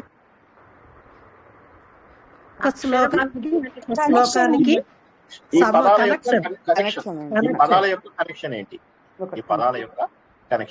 ఎప్పుడు మనం తెలుసుకునే పద్ధతిలోనే మళ్ళీ తెలుసుకుందాం. చాలా సింపుల్. మనము direct straight forward simple meaning తెలుసుకోవడానికి ముందు ప్రయత్నం చేద్దాము. ఉద్భవ. ఉత్ అంటే ఏంటండి? ఉదాసీన లోపల ఉత్ అంటే ఎక్స్ప్లెయిన్ చేశాను. ఎవరైనా చెప్పగలరా? పైకి రావటం, కరెక్ట్. ఉత్ ఆసీనుడు అంటాడు. ఉదాసీనుడు అంటే ఏంటి? ఉత్ ఆసీనుడు. ఉత్ ఆసీనుడు అంటే పైన కూర్చునేవాడు, అంటే జడ్జి లాగా పైన కూర్చునేవాడు అని చెప్పేసి మనము పైన పెద్ద ఆసనంలో కూర్చున్నాడు అంటే పైకి రావడం, పైకి వచ్చేసి కూర్చున్నాడు అంటే ఏంటి? ఒక జడ్జి ఎప్పుడు కూడా పైన కూర్చుంటాడు. పైన కూర్చుని ఉన్నతాసనంలో కూర్చున్నాడు. ఉదాసీనం అంటే మనం ఏమనుకుంటాం? ఉదాసీనంగా ఉన్నాడు అనుకుంటాం. అది ఉదాసీనం కాదు. అది ఉదాసీనం కాదు. ఉదాసీనం అంటే ఏంటంటే ఇటు సైడ్ తీసుకోకపోవడం, అటు సైడ్ తీసుకోకపోవడం. నువ్వు ఎప్పుడైతే జడ్జు పొజిషన్ లో ఉన్నావో అప్పుడు ఏంటి? 2 పార్టీలకి కూడా నువ్వు న్యాయం చెయ్యాలి. అది ఉదాసీనం. ఈ ఉత్ అనే పదం అక్కడ మనం నేర్చుకున్నటువంటిది. ఉత్క్రామంతం స్థితం వ్యాపి అనే దగ్గర కూడా మనం నేర్చుకున్నాం. సో ఉత్ అనే దాని మీనింగ్ ఏంటంటే పైకి లేవడము, జన్మనెత్తడము. ఉత్ అంటే పైకి రావడము. అయితే ఉత్ భవము. భవం అంటే ఏంటండి? ఇందాక మన సంసారం ఇవన్నీ అంటే సంసారంలో భగవంతుడు పుట్టాడా? ఇప్పుడు మనమందరం కూడా సంసారంలో పుట్టిన వాళ్ళం. భగవంతుడు సంసారంలో పుట్టినవాడా? సంసారానికి అతీతంగా పుట్టినటువంటి వాడా? అతీతంగా పుట్టినటువంటి వాడు. అంటే ఏంటి? భగవంతుడికి సంసారంతో సంబంధం లేదు. ఉద్భవము అంటే మామూలుగా డైరెక్ట్ మీనింగ్ ఏంటంటే ఉద్భవించాడు అంటే పుట్టాడు అనే మీనింగ్. అయితే ఇక్కడ మనం తీసుకోవాల్సినటువంటి అర్థం ఏంటంటే భగవంతుడు మనలాగా సంసారంలోంచి ఉద్భవించినటువంటి వాడు కాదు. భగవంతుడు ఏంటంటే సంసారానికి అతీతంగా ఉద్భవించినటువంటి వాడు. ఈ భగవంతుడు ఎక్కడి నుంచి వచ్చాడు? ఈ భగవంతుడు ఈ సంసారాన్ని సృష్టించాడు. ఈ సంసారం మొత్తానికి కారణమైనటువంటి వాడు, ఈ ప్రపంచం మొత్తానికి కారణమైనటువంటి వాడు. అన్ని కూడా ఉద్భవించేలాగా చేశాడు. కానీ తను మాత్రము ఈ సంసారానికి సంబంధం లేకుండా అతీతంగా పుట్టినటువంటి వాడు. అది ఉద్భవము. చాలా మంచి మీనింగ్ ఇది. సంసారంలోంచి పైకి వచ్చేసిన వాడు అంటే సంసారాన్ని దాటగలిగినటువంటి వాడు. సంసారంలో ఉన్నటువంటి బంధములు భగవంతుడికి లేవు. ఆసీన అన్నిటికంటే పైన తామరాకు మీద నీటి బొట్టు లాగా ఉండగలిగేటటువంటి వాడు. ఎందుకంటే భగవంతుడు వీటన్నిటికంటే కూడా ఉన్నత స్థాయిలో ఉన్నాడు. అంటే మాయకు అందనటువంటి వాడు, భ్రమలకు అందనటువంటి వాడు. ప్రపంచం మొత్తాన్ని పుట్టించాడు. కానీ ఆయన ఈ ప్రపంచంతో ఎటువంటి సంబంధం లేదు. ఇప్పుడు మళ్ళీ మనం తీసుకున్నట్టయితే భగవద్గీతలో కూడా భగవంతుడు ఇదే అంటాడు. అన్ని నాలోంచి పుట్టాయి, కానీ నాకు ఎవరన్నా కూడా ప్రత్యేకమైనటువంటి ప్రేమ అది ఏమీ లేదు. నేను అందరితోటి ఉదాసీనంగా ఉండగలను. నేను కర్మఫల ప్రదాతను మాత్రమే. ఎవరి మీద నేను బయాసింగ్ చేయగలను. ఎవడి కర్మకు వాడే బాధ్యుడు. ఈ సత్యం తెలిసిన తర్వాత కూడా మనం ఏమిటంటే ఇంకా ఏవో దోషాలని నివారింపజేసుకోవడానికి వెళ్తాము. పూజారులకు వాళ్ళకు డబ్బులు ఇస్తాము. తప్పని కాదు, అది మంచిదే, ఏదో పుణ్యం చేసుకున్నట్టే. కానీ కేవలం మీ కోరిక తీరుతుంది అని మాత్రం చేయకండి. మీరు పూజ చేయండి, యజ్ఞాలు చేయండి, యాగాలు చేయండి, మనస్ఫూర్తిగా చేయండి. కానీ దానివల్ల ఏదో కోరిక తీరుతుందని వెళ్తే తర్వాత మీరు డిసప్పాయింట్ అవుతారు. మళ్ళీ నన్ను అడగద్దు తర్వాత, don't say that I didn't warn you. మీరు అప్పుడు గ్యారంటీగా గుర్తుంచుకోవాలి ఏంటంటే, సార్ చెప్పాడు మాకు ముందే, కోరిక తీరుతుందని చేయకండి, కోరికతో చేయకండి, కోరిక కోసం చేయకండి. వెళ్ళి మీరు మామూలుగా యజ్ఞం చేసుకోవాలంటే చేసుకోండి, యాగం ఇంట్లో పుత్రకామేష్టి యాగం చేసుకోవాలంటే చేసుకోండి, మంచిగా చేసుకోండి, గణపతి హోమం చేసుకోండి, అశ్వమేధ యాగం చేసుకోండి. అశ్వమేధ యాగం చేస్తే ఏమవుతుందండి? ఈ రోజుల్లో అశ్వమేధ యాగం చేయొచ్చా? చెయ్యలేమండి. ఇప్పుడు లేదు సార్, ఈ కలియుగంలో లేదు. కలియుగంలో కానీ శ్రీనివాస్ చెప్పాడు కాబట్టి ఇప్పుడు శ్రీనివాస్ స్టూడెంట్స్ ఏం చేస్తారంటే, కొనేసి వీళ్ళందరూ ఏం చేస్తారు, ఆ పితృమేధ కాదు, ఆ గుర్రాన్ని పంపిస్తారు బయటికి. పంపించి ఆ గుర్రాన్ని ఎవడైతే పట్టుకుంటాడో వాడితో ఫైటింగ్ చేయాలి. ఆ ఫైటింగ్ చేయడానికి వీళ్ళందరూ ఏం చేస్తారు, వాళ్ళ హస్బెండ్ ని పంపిస్తారు. పాపం ఆయనకు నడవడమే కష్టం. ఆయన మోకాలు నొప్పులు ఉన్నాయంటే గుర్రం ఆయనకి ఏం చెప్తారంటే, ఏమండి మేము ఒక వ్రతం చేస్తున్నాము అంటే, ఏమిటా వ్రతం అంటే అశ్వమేధ యాగం చేస్తున్నాం, అశ్వాన్ని పంపిస్తాము, మీరు అశ్వాన్ని కాపాడాలి, ఎవరైనా అశ్వాన్ని పట్టుకుంటే వాడిని మీరు చావగొట్టాలి అని. ఈడంటాడు, ఎక్కడ రిటైర్ అయిపోయి నా బతుకు నేను బతుకుతుంటే ఎంత బాధ పెడుతోంది ఈ రాక్షసి, ఎన్ని జన్మల నుంచి నాకు ఈ బంధం ఉంది, ఇది 7వ జన్మ. వివాహం అంటే 7 జన్మలు, ఇది 7వ జన్మ, ఖచ్చితంగా ఇది 7వ జన్మ. ఇన్ని కష్టాలు ఇది మొదటిదే సార్. అంటారా సార్ మీరు సార్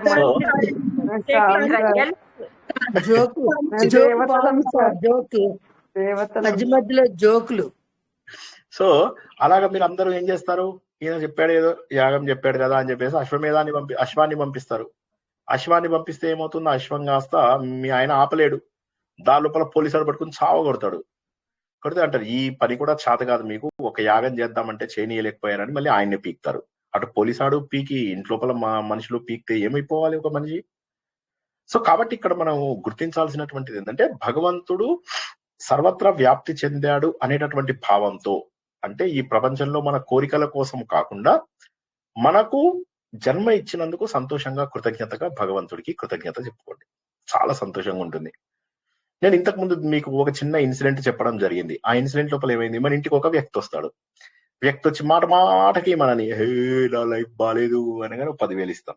ఇంకోసారి వస్తాడు, నీ లైఫ్ బాగుంది, నా లైఫ్ బాగాలేదు, నువ్వు చాలా బాగున్నావు, నీ పిల్లలు బాగా బాగుపడ్డారు, నా పిల్లలు బాగుపడలేదు, ఇంకో 20,000 పట్టుకుపోతాడు. మీ ఇంటికి ఇలా వచ్చిన ప్రతిసారి కూడా వేలకు వేలు పట్టుకెళ్తూ ఉంటాడు అనమాట. ఓకే, ఇది ఒక వ్యక్తి. ఇంకో వ్యక్తి కూడా మీ ఇంటికి వస్తూ ఉంటాడు. వచ్చి నాకు ఎప్పుడో నువ్వు సహాయం చేశావు అంటే, అది చాలా చిన్న సహాయం, ఎక్కడో స్కూటర్ మీద ఇంటి దగ్గర డ్రాప్ చేశారు. దానికి అతను గుర్తుంచుకొని మీ ఇంటికి వచ్చినప్పుడల్లా మిమ్మల్ని ఇది చేసి, మీకేమన్నా కష్టాలు ఉన్నాయా, మీకేమన్నా సమస్యలు ఉన్నాయా, మీ కూతురు ఎక్కడికో వెళ్తుందంటే రండి నేను డ్రాప్ చేసేస్తాను, మీ కొడుకు ఎక్కడికో వెళ్తున్నానంటే డ్రాప్ చేస్తాను పదండి, అన్ని తనకు వీలైనటువంటి సహాయాలు చేస్తూ మీతోటి ఎప్పుడు ఏ కోరికలు కోరకుండా మీతోటి మంచి సంబంధాన్ని పెట్టుకుంటూ, మీకు ఆయన మనసులో కృతజ్ఞత. రోజు వచ్చి నన్ను ఎప్పుడో 1950లో నువ్వు బండి మీద దింపావని అనకుండా ప్రతిరోజు ఆ కృతజ్ఞతతోటి మీ ఇంటికి వచ్చి ఆయన చక్కగా ఉంటున్నాడు. ఇప్పుడు మీరే గనక ఈ వ్యక్తి అయి ఉంటే, ఆ కూర్చున్న వ్యక్తి, ఇద్దరు వ్యక్తులని ఫేస్ చేసిన వ్యక్తి అయి ఉంటే, మీరు ఎవరిని ఇష్టపడతారు? మొదటి వ్యక్తిని ఇష్టపడతారా, రెండవ వ్యక్తిని ఇష్టపడతారా? రెండవ వ్యక్తిని ఇష్టపడతాం. సో ఇప్పుడు మనం దేవుడి దగ్గర ఏది చేస్తున్నామో కూడా అంతే, రెండవ వాడినే ఇష్టపడతారు. సో ఇష్టపడము అనే దానికంటే కూడాను ఇదేమైతుందంటే విసుగు వస్తుంది. ఆ టెంపుల్లో వెళ్తామా, ఒకసారి వెళ్తాం, వెళ్ళిన తర్వాత మళ్ళీ అదే లైన్ లో తిరిగి రెండోసారి వస్తాం. రాగానే దేవుడికి ఎంత చిడ్డెత్తుకు వస్తుంది తెలుసా, మన ముఖాలు అలా చూడగానే ఏడుస్తాం. మళ్ళా ఆ ముఖాలు కూడా ఎట్లా ఏడుస్తూ, దేవుడు నన్ను కాపాడు అనుకుంటూ మళ్ళా ఎంత విసుగు వస్తుంది తెలుసా దేవుడికి మూడాఫ్ అవుతుంది, ప్రతిరోజు మూడాఫ్ అవుతుంది. మన ముఖాలు చూసినప్పుడల్లా చీ అమ్మ మళ్ళా వచ్చారు వీళ్ళని చెప్పేసి ఎంత అసహించుకుంటాడో తెలుసా. దేవుడికి ఎన్నాటికి అతీతుడు కదా సార్, ఏమనుకోడండి దేవుడు. సో అంటే జస్ట్ ఒకసారి చెప్తున్నాను మీకు, అంటే ఏది చేస్తే బాగుంటుంది అంటే, ఇప్పుడు దేవుడు అనేటటువంటి వాడిని ఒక విగ్రహ రూపంలో ఒక దగ్గర కూర్చోబెట్టేసేసి, ఓకే, ఆయనకు ఒక నామం ఇచ్చేసేసి, దేవుణ్ణి సమయంగా చూడనివ్వరు కదండి, అందుకని మళ్ళీ రెండోసారి వెళ్ళి చూద్దామని అంతే. అలా ఒకసారి చూసింది, ఎంత చూస్తే అంతే ప్రాప్తం. ఎందుకంటే ఎంత చూస్తే అంతే సో కాబట్టి వీలైనంత వరకు వెళ్ళి 50 దర్శనాలు 100 దర్శనాలు చేసుకోకండి. ఎస్పెషల్లీ రష్ ఉన్న ఏరియాలలో అసలు దర్శనాలు ఎక్కువ చేసుకోకండి.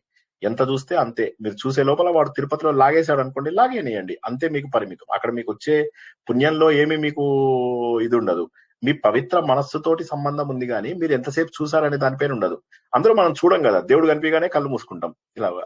సో నేనైతే కళ్ళు మూసుకుంటాం, మీరు మూసుకుంటారో లేదో తెలియదు కానీ. సో అప్పుడు ఏమైపోతుంది, ఆ కనిపించే ఒక్క క్షణం కూడా దేవుడు కనిపించాడు. ఏది ఏమైనప్పటికీ కూడా ఇక్కడ చెప్పే ఉద్దేశం ఏమిటంటే, అనవసరంగా హడావిడితోటి హంగుతోటి భగవంతుడు అనేదాన్ని ఒక రెండవ రూపంగా భావించి చెయ్యకండి. భగవంతుడి దగ్గరికి వెళ్తే నేను పవిత్రంగా ఉంటాను, భగవంతుడి దగ్గరికి వెళ్తే నేను ప్రశాంతంగా ఉంటాను, భగవంతుడి దగ్గర కూర్చొని అలా నేను ధ్యానం చేసుకుంటూ ఉంటాను. ఈ పవిత్రమైనటువంటి కొండ దగ్గర, పవిత్రమైనటువంటి పుష్కరిణి దగ్గర నేను ధ్యానం చేసుకుంటూ భగవంతుడి నాలోకి స్వీకరిస్తాను. నేను ఇక్కడే 4 గంటలు 5 గంటలు కూర్చుంటాను. దర్శనం అవగానే పదా లడ్డూలు తీసుకోలేదా ఇంకా, ఆ హస్బెండ్ ఒక ఆవిడ తిడుతోంది. అబ్బా నిజంగా మొగ జాతికి నిజంగా ఎప్పటికీ మోక్షమో నాకు తెలియదు. ఆ హస్బెండ్ తిడుతోంది ఒక ఆవిడ, ఇంకా తీసుకోలేదా నువ్వు ఆ లడ్డూలు, వెళ్ళండి. వెళ్తున్నానే, ఇంకా ఎప్పుడు వెళ్ళేది అని చెప్పి ఆవిడ అదే పరిగెడుతున్నాడు ఆయన లడ్డూల కోసం. పరిగెత్తి ఆ రష్ లోపల నిలబడి చెమట్లు గారుస్తూ, సగం లోపల ఉన్నవాడు ఇంకా చెమట్లు గారుస్తున్నాడు. ఆ చెమట్లు లడ్డూలో కలిసి అదొక గమ్మత్తైన అందమైన టేస్ట్ కూడా వస్తుంది. సో అలాగా చెప్పకండి సార్, ప్రసాదం తిన్నప్పుడు మళ్ళీ ఏ గుర్తొస్తుంది సార్. సో ఆ విధంగా కొంతేమో ఆ లోపల ఉన్నవాడు చేతులన్నీ ఎక్కడెక్కడో పెట్టుకుంటాడు. వాడికి నాలాగే జలుబు ఉంది వాడికి. ఓకే, వాడంతా చేసుకుంటూ లడ్డూలు అది ఇస్తాడు. దాంట్లో మీరు చెమట కలుపుతారు. చేతికి ఏవో తొడుక్కొని ఇస్తారండి, అలా పెట్టి అలాగే ఇవ్వరు. అలా ఇవ్వరా? ఓకే సరే. అయితే అంటే వాడు ముక్కు తుడుచుకునేటప్పుడు చెయ్యికి గ్లౌజులు తీసి ఇప్పుడు నేను ముక్కు తుడుచుకోవాలి కాబట్టి గ్లౌజ్ తీసి తుడుచుకుందాం అనుకుంటాడా? అట్లా అనుకోడు కదా వాడు, ఆ గ్లౌజ్ తోటి తుడుచుకుంటాడు. మాస్క్ వేసుకుంటాడు సార్. ఓకే, సో ಮತ್ತೆ జస్ట్ జోక్ గా చెప్తున్నాను. అయితే ఏదేమైనప్పటికీ కూడా ఈ హడావిడి, ఈ హంగు ఇవి కాకుండా ఒక దగ్గర కూర్చోండి. ఆ కోనేరు దగ్గర కూర్చోండి, ఆ మాడవీధుల్లో కూర్చోండి, శ్రీశైలం మాడవీధుల్లో కూర్చోండి. శ్రీశైలంలో ఒక చెట్టును చూసుకొని కూర్చోండి. ఆ చెట్టు దగ్గర ఎవరితోటి మాట్లాడేది లేదు. భర్తకు చెప్పండి, నేను ధ్యానం చేసుకుంటాను. ఓకే, ఇక్కడ నుంచి కోతులు కుక్కలు వస్తే కొద్దిగా వాటిని తరిమేయండి. సింహాలు పులులు వస్తే భయపడేది లేదు, మా శ్రీనివాసాన్ని తలుచుకుంటా వెళ్ళిపోతాయి అవి. సో కోతులు కుక్కలు వస్తే పక్కకు తప్పేయండి. అలా ప్రశాంత వాతావరణంలో ఉండడానికి ప్రయత్నం చేయండి. తర్వాత ఏ ప్రదేశానికి అదే పని, మిమ్మల్ని చూసుకుంటా ఉండే పని, మాకేం మేమేం చేసుకుంటాం. సరే, ఎవరో ఒకళ్ళని అక్కడ అడ్డం పెట్టుకొని కాస్త వీలైనంత వరకు ఏం లేదు, అక్కడి నుంచి ఏమన్నా అంటే అనుకోకుండా మీ మీద ఏమన్నా పడ్డా, లేక మీరు రోడ్డుకు అడ్డంగా ఉన్నా, ఇంకేదన్నా ఆయన భగవంతుడు కాపాడతాడు కదండి. మనం ఆయన ధ్యానంలోనే ఉంటే ఆయనే వచ్చి ఏదో ఒక రకంగా కాపాడతాడు కదా. ఇంకా అది వదిలేసేద్దాం. మనము భగవంతుడు అనేది రెండవదిగా తీసుకుంటే అది వేరు. ఇక్కడ భగవంతుడిని మనం రెండవదిగా తీసుకోవట్లే కదా, మనలో ఉన్నటువంటి భగవంతుడిని మనం కాదండి. ఒక శ్లోకం ఉంది కదండి, అగ్రతో నారసింహశ్చ పృష్ఠతో గోపీనందన ఉభయో పార్శ్వయో రాస్తాం ససరౌ రామ లక్ష్మణౌ. ఆ శ్లోకం చదువుకొని వెళ్తే ఆ ఎదుట ఉన్న దొంగోడికి ఇక్కడ ఇద్దరు, వెనకాతలు ఇద్దరు ఉంటారు, రామలక్ష్మణులు ఇద్దరును. ఆ దొంగోడికి కనబడతారు, మనకు కనిపించరు. వాడికి మన దగ్గర దొంగతనం చేద్దామంటే ఈ రామలక్ష్మణులు ఇద్దరు వాడికి కనిపిస్తారంట. ఆ శ్లోకంలో మీనింగ్ చెప్పారండి. అదే అంటే ఇక్కడ నామరూపాలకు అతీతమైనటువంటి మనలో ఉన్న దైవాన్ని చూసుకోవడం గురించి మనం మాట్లాడుకుంటున్నాం. సో అయితే ఇప్పుడు ఇక్కడ మనం చూసినట్లయితే ఏం చేయాలి? బయట మీరు ఆలయంలోకి వెళ్ళినా వెళ్ళకపోయినా సరే అక్కడ ఏం చేస్తారు? మాడవీధుల్లో కూర్చోండి, పుష్కరిణి దగ్గర కూర్చోండి, జనాలు లేని దగ్గర కూర్చోండి, చక్కగా నీడ ప్రదేశము, ఎక్కువగా డిస్టర్బెన్సెస్ లేని ప్రదేశంలో కూర్చొని ధ్యానం చేసుకోవడం మొదలెట్టండి. లేదా జాబాలి ఆంజనేయ స్వామి ఉన్నాడు, అక్కడికి వెళ్ళి ఇది చేసుకోండి. లేదా అక్క మహాదేవి టెంపుల్, మీరు ఇక్కడ శ్రీశైలంకి వెళ్తే అక్కడికి వెళ్ళి కూర్చొని అక్కడ తపస్సు చేసుకోవడానికి కూర్చోండి. ఇలాంటి పరిస్థితుల లోపల గనక ధ్యానం చేసినట్లయితే మనలో ఉన్నటువంటి భగవంతుడిని గుర్తించేటటువంటి అవకాశం ఉంటుంది. ఇప్పుడు మీరు శ్రీశైలం వెళ్తుంటే మీకు మధ్య లోపల గాయత్రీదేవి టెంపుల్ వస్తుంది. స్టార్టింగ్ లోనే పక్కన ఎదురుగా సాయిబాబా టెంపుల్ ఉంటుంది. అలా స్ట్రైట్ గా వెళ్తే మళ్ళీ మనం లోపలికి వెళ్తాం కదా, అక్కడ ఆ గాయత్రీదేవి టెంపుల్ లోపల కూర్చోండి, ఒక 2-3 గంటలు కూర్చోండి. శ్రీశైలంలో వెళ్ళి ఆ రష్ లోపల వెళ్ళి పోటెత్తిన భక్తులు అనే ఆ గుంపులో చేరకుండా ఈ గాయత్రీదేవి టెంపుల్లో కూర్చొని ఒక 4-5 గంటల పాటు, ఎందుకంటే కొండ ప్రాంతంలో తరంగాలు ఎక్కువ ఉంటాయి కాబట్టి, అందులో పక్కనే నది ఉంది కాబట్టి అక్కడ కూర్చొని తపస్సు చేయండి. అక్కడే శివాజీ స్ఫూర్తి కేంద్రం అని ఒకటి ఉంది, అందులోపల కూర్చొని తపస్సు చేసుకోండి. సో ఈ విధంగా ఏమవుతుందంటే ప్రకృతికి దగ్గరగా, భగవంతుడికి దగ్గరగా మనని మనం కూర్చోబెట్టేటటువంటి అవకాశం ఉంది. అప్పుడు ఏమవుతుందంటే ఎప్పుడైతే మన లోపల భక్తి ఉంటుందో అప్పుడు మనని భగవంతుడు వీటన్నింటి నుంచి కూడా బయటికి లాగుతాడు. ఉద్భవ అనేటటువంటి ఏదైతే మీనింగ్ ఉందో అది మనకు కూడా అప్లికేబుల్ చేసుకోవడానికి అవకాశం ఉంది. రెండవది క్షోభన. క్షోభపడిపోయానండి, చాలా క్షోభపడ్డాను. ఏమైందండి అంటే మా పక్కింటి ఆవిడ నన్ను ఎన్ని మాటలన్నీ తెలుసా, క్షోభపడ్డానండి. అంటే క్షోభపడము అంటే ఏంటంటే అలజడి రావడం, అలజడిని తెప్పించేవాడు క్షోభన. అలజడి భగవంతుడు, ఇది డైరెక్ట్ మీనింగ్. తాత్విక మీనింగ్ ఏంటి? క్షోభన అంటే ఏంటి అసలు? యాక్చువల్ గా అంటే ఏంటంటే ముందు ప్రకృతి అంతా ప్రశాంతంగా ఉంది, భగవంతుడు పూర్ణ స్వరూపంలో ఉన్నాడు, అవునా, పురుష సూక్తం ప్రకారం. తర్వాత ఏం చేశాడు ఆయన? తనలోంచి ఒక భాగాన్ని, 3వ పావు వంతు భాగాన్ని ఈ ప్రపంచం అంతా కూడా వృద్ధి చెందడానికి ఇచ్చారు. ఆ పావు భాగం లోపల అలజడిని తీసుకొచ్చారు. సాత్విక, రాజసిక, తామసిక గుణాల ద్వారా అలజడిని తీసుకొచ్చారు, కదలికలను తీసుకొచ్చి సృష్టి మొత్తము తయారయ్యేలాగా చేశారు. సో అందుకోసం అని చెప్పి ఈ సృష్టి కోసమై ఆయన చేసినటువంటి క్షోభన అనగా అలజడి అనగా కదలికలు ఏవైతే ఉన్నాయో ఇవన్నీ కూడా సృష్టి జరగడం కోసమని చేసినటువంటి అలజడులు. నంబర్ 1. నంబర్ 2, రివర్స్ లోకి వద్దాం ఒకసారి. ఉన్నటువంటి జనాలందరినీ మళ్ళీ ప్రతి ప్రళయంలో తనలో కలుపుకోవాలి. 4 ప్రళయాలు ఉన్నాయన్న సంగతి మన అందరికీ తెలిసిందే. నిత్య ప్రళయము, నైమిత్తిక ప్రళయము, ప్రాకృతిక ప్రళయము, ఆంత్యక ప్రళయము. ఈ 4 ప్రళయాల లోపల కూడా మనుషులను లయం చేయాలి. ఆ లయం చేయడానికి కావలసినటువంటి అలజడి. ఇప్పుడు ఉదాహరణకి ప్రళయం వచ్చింది అనగానే మనం ఏమని తెలుసుకున్నాము? ఆకాశం ఎత్తున ఎగురుతాయి సముద్రం. మళ్ళీ ఇటు చూసినట్లయితే 1000 పడగలతోటి ఆదిశేషువు అగ్ని జ్వాలలు మన పైకి పంపిస్తూ ఉంటాడు. అంతా ప్రపంచమంతా మునిగిపోతూ ఉంటుంది. ఎక్కడ చూసినా నీళ్లు నీళ్లు నీళ్లు నీళ్లు. మిగిలిపోయినటువంటి జనాలందరూ కూడా దగ్ధమైపోతూ ఉంటారు. ఇటు నీళ్లు, అటు ఫైరు. ఒక్కసారి ఎలా ఉంటాయో ఊహించుకోండి. అటువంటి అలజడి ద్వారా కల్పించేవాడు భగవంతుడు. అంటే ఇప్పుడు ఇక్కడ 2 రకాలుగా కూడా మనం చూసుకోలేదు. ఏంటంటే సృష్టి కల్పించేవాడు, లయం కల్పించే సమయంలో అలజడిని సృష్టించే వాడెవరైతే ఉన్నాడో ఆయన క్షోభన. ఓకేనా? తర్వాత దేవః. ఈ దేవః అనేటటువంటి పదానికి ఉద్భవ క్షోభన దేవః అనేది మనము ఎందులో 2 సార్లు తెలుసుకున్నాం. ఒకటేమో లలితా సహస్రనామంలో, ఇంకోసారి ఇందులో కూడా తెలుసుకున్నాం. ఏది మన మణిద్వీపంలో తెలుసుకున్నాము. 3వదేమో మన ఆదిత్య హృదయంలో తెలుసుకున్నాము. దేవః అంటే ఏంటి అంటే కరెక్ట్, ఆడుకునేవాడు, క్రీడించేవాడు. ప్రపంచమంతా కూడా అన్ని వీటిలలో కూడా వ్యాపించి ఆడుకునేటటువంటి వాడు. అయితే దేవతలు అంటే రాక్షసులను జయించే వాళ్ళు అనేది ఒక లక్షణం ఉంది. సాత్విక లక్షణం కలిగిన వాడు అన్న లక్షణం అర్థం తీసుకోవచ్చు అంటే అది కూడా తీసుకోవచ్చు మనం. అందరిలో ఆయనే ఉంటాడు కాబట్టి అది కూడా దేవః అంటే తప్పేమీ లేదు. దేవః అంటే సూర్యుడికి మనం చెప్పుకున్నప్పుడు ఏమనుకున్నాము అంటే ప్రకాశవంతుడు అని చెప్పేసి చెప్పుకున్నాం. ప్రకాశము అనేటటువంటిది రెండిటికి మనకు మూలం. ఒకటేమో జ్ఞానానికి, మరొకటేమో జనరల్ వెలుతురు. ఇప్పుడు జనరల్ వెలుతురు మనకు సూర్యుడి రూపంలో కల్పిస్తున్నాడు. రెండోది అంతర్గతంగా జ్ఞానాన్ని కల్పించేవాడు. ఇది కూడా దేవః అనేటటువంటి పదానికి తాత్వికార్థం. అంటే మనందరి లోపల వికాసం కావాలి అనుకున్న సమయం లోపల వికాసం. ఇప్పుడు ఇంట్లోనే కూర్చుని ఎయిర్ కండిషన్ లో కూర్చున్న వాడికి, రాత్రి పగలు ఇంట్లోనే ఉన్న వాడికి బయట అసలు ఏం జరిగిందో తెలియదు, సూర్యుడు వచ్చాడో రాలేదో కూడా తెలియదు. అలా కాదు, ఎండలోకి వెళ్ళాలి అనుకున్న వాడికి ఎండ కనిపిస్తుంది. అదే విధంగా నాకు జ్ఞానం కావాలి అనేటటువంటి అన్వేషణ మొదలెట్టిన వాళ్ళకి అన్వేషణ కనిపిస్తుంది. ఇది ఆ అవకాశం ఇచ్చినటువంటి వాడిని దేవుడు అంటారు. ఇంకొక మీనింగ్ కూడా మనం చెప్పుకున్నాము. ఇది ఎక్కడ చెప్పుకున్నామంటే మనం మణిద్వీపంలో చెప్పుకున్నాం. అందులో ఏంటంటే దేవః అంటే వేరే వాళ్ళ చేత పొగడబడేవాడు.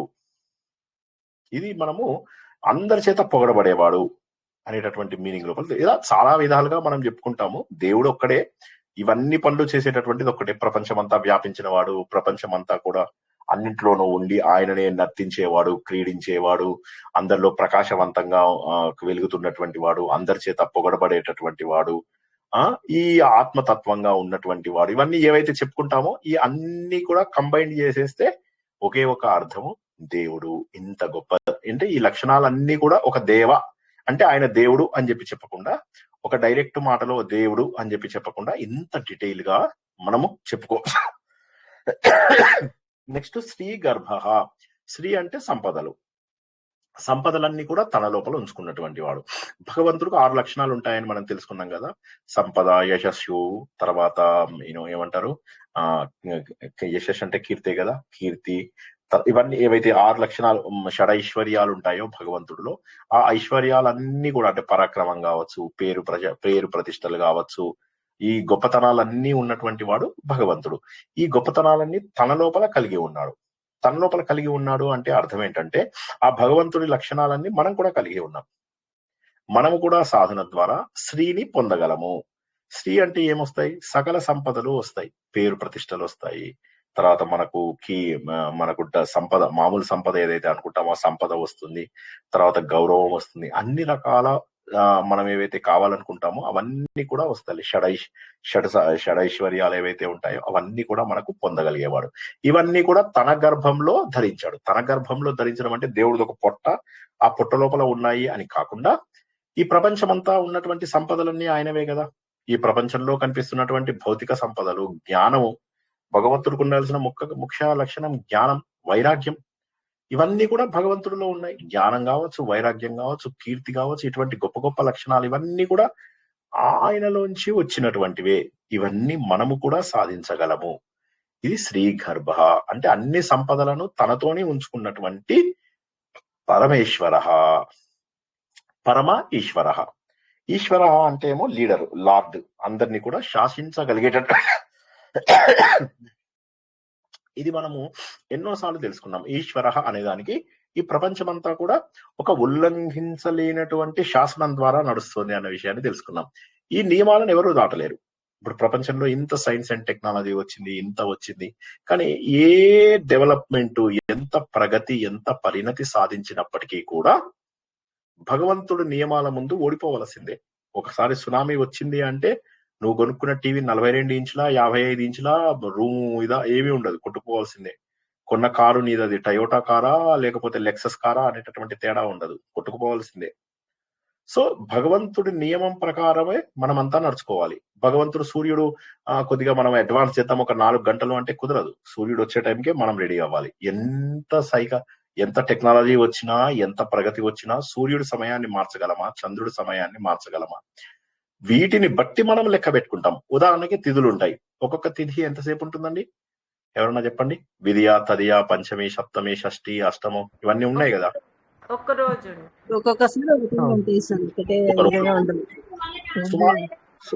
సుమారుగా ఎంతసేపు ఉండొచ్చు ఒక రోజు అంటే? 23 గంటలు, 22 గంటలు, 21 గంట, 24 గంటలు ఏదైనా ఉండొచ్చు. ఒక్క ఆ మూమెంట్ ని బట్టి మారిపోతూ ఉంటుంది. ఎందుకంటే చంద్రుడు, వీళ్ళందరూ గుండ్రగా తిరగారు, మన చుట్టూ గుండ్రగా తిరగారు. దాన్ని బట్టి సమయం తెలుస్తుంది సార్. వాళ్ళు తిరిగే సమయాన్ని బట్టి ఏ తిథిలో ఎంతసేపు తిరుగుతాడంటే, ఒక తిథి 21 గంటలే ఉంటుంది, ఒక తిథి 23 గంటలే ఉంటుంది. మన వాళ్ళు ఇవన్నీ కూడా లెక్కలు వేయగలిగారు. అందుకోసమే హిందూ ధర్మం గొప్పది. ఎందుకు అంటే దీనికి ఒక ఫిక్స్డ్ టైం పెట్టాల. ఇప్పుడు మీరు చూసుకున్నట్లయితే కావాలంటే ఒక్కసారి చూడండి, మీకు ఈ టైం నుంచి ఆ టైంకి 23 గంటలు 24 గంటలు ఉండదు. 20 గంటలు ఉండొచ్చు, 21 గంటలు ఉండొచ్చు, 22 గంటలు ఉండొచ్చు, ఎన్ని గంటలైనా ఉండొచ్చు ఒక్కొక్క తిథి లోపల మార్పులు. ఇవన్నీ కూడా చాలా అద్భుతమైనటువంటి కాలగణన చేసేటటువంటిది హిందూ ధర్మం. చాలా అద్భుతమైనటువంటిది హిందూ ధర్మం. సో ఇక్కడ మనం చెప్పేది ఏంటంటే భగవంతుడి నియమాలని మనము దాటలేము. దాన్ని బట్టి మన లైఫ్ స్టైల్ మార్చుకోగలము.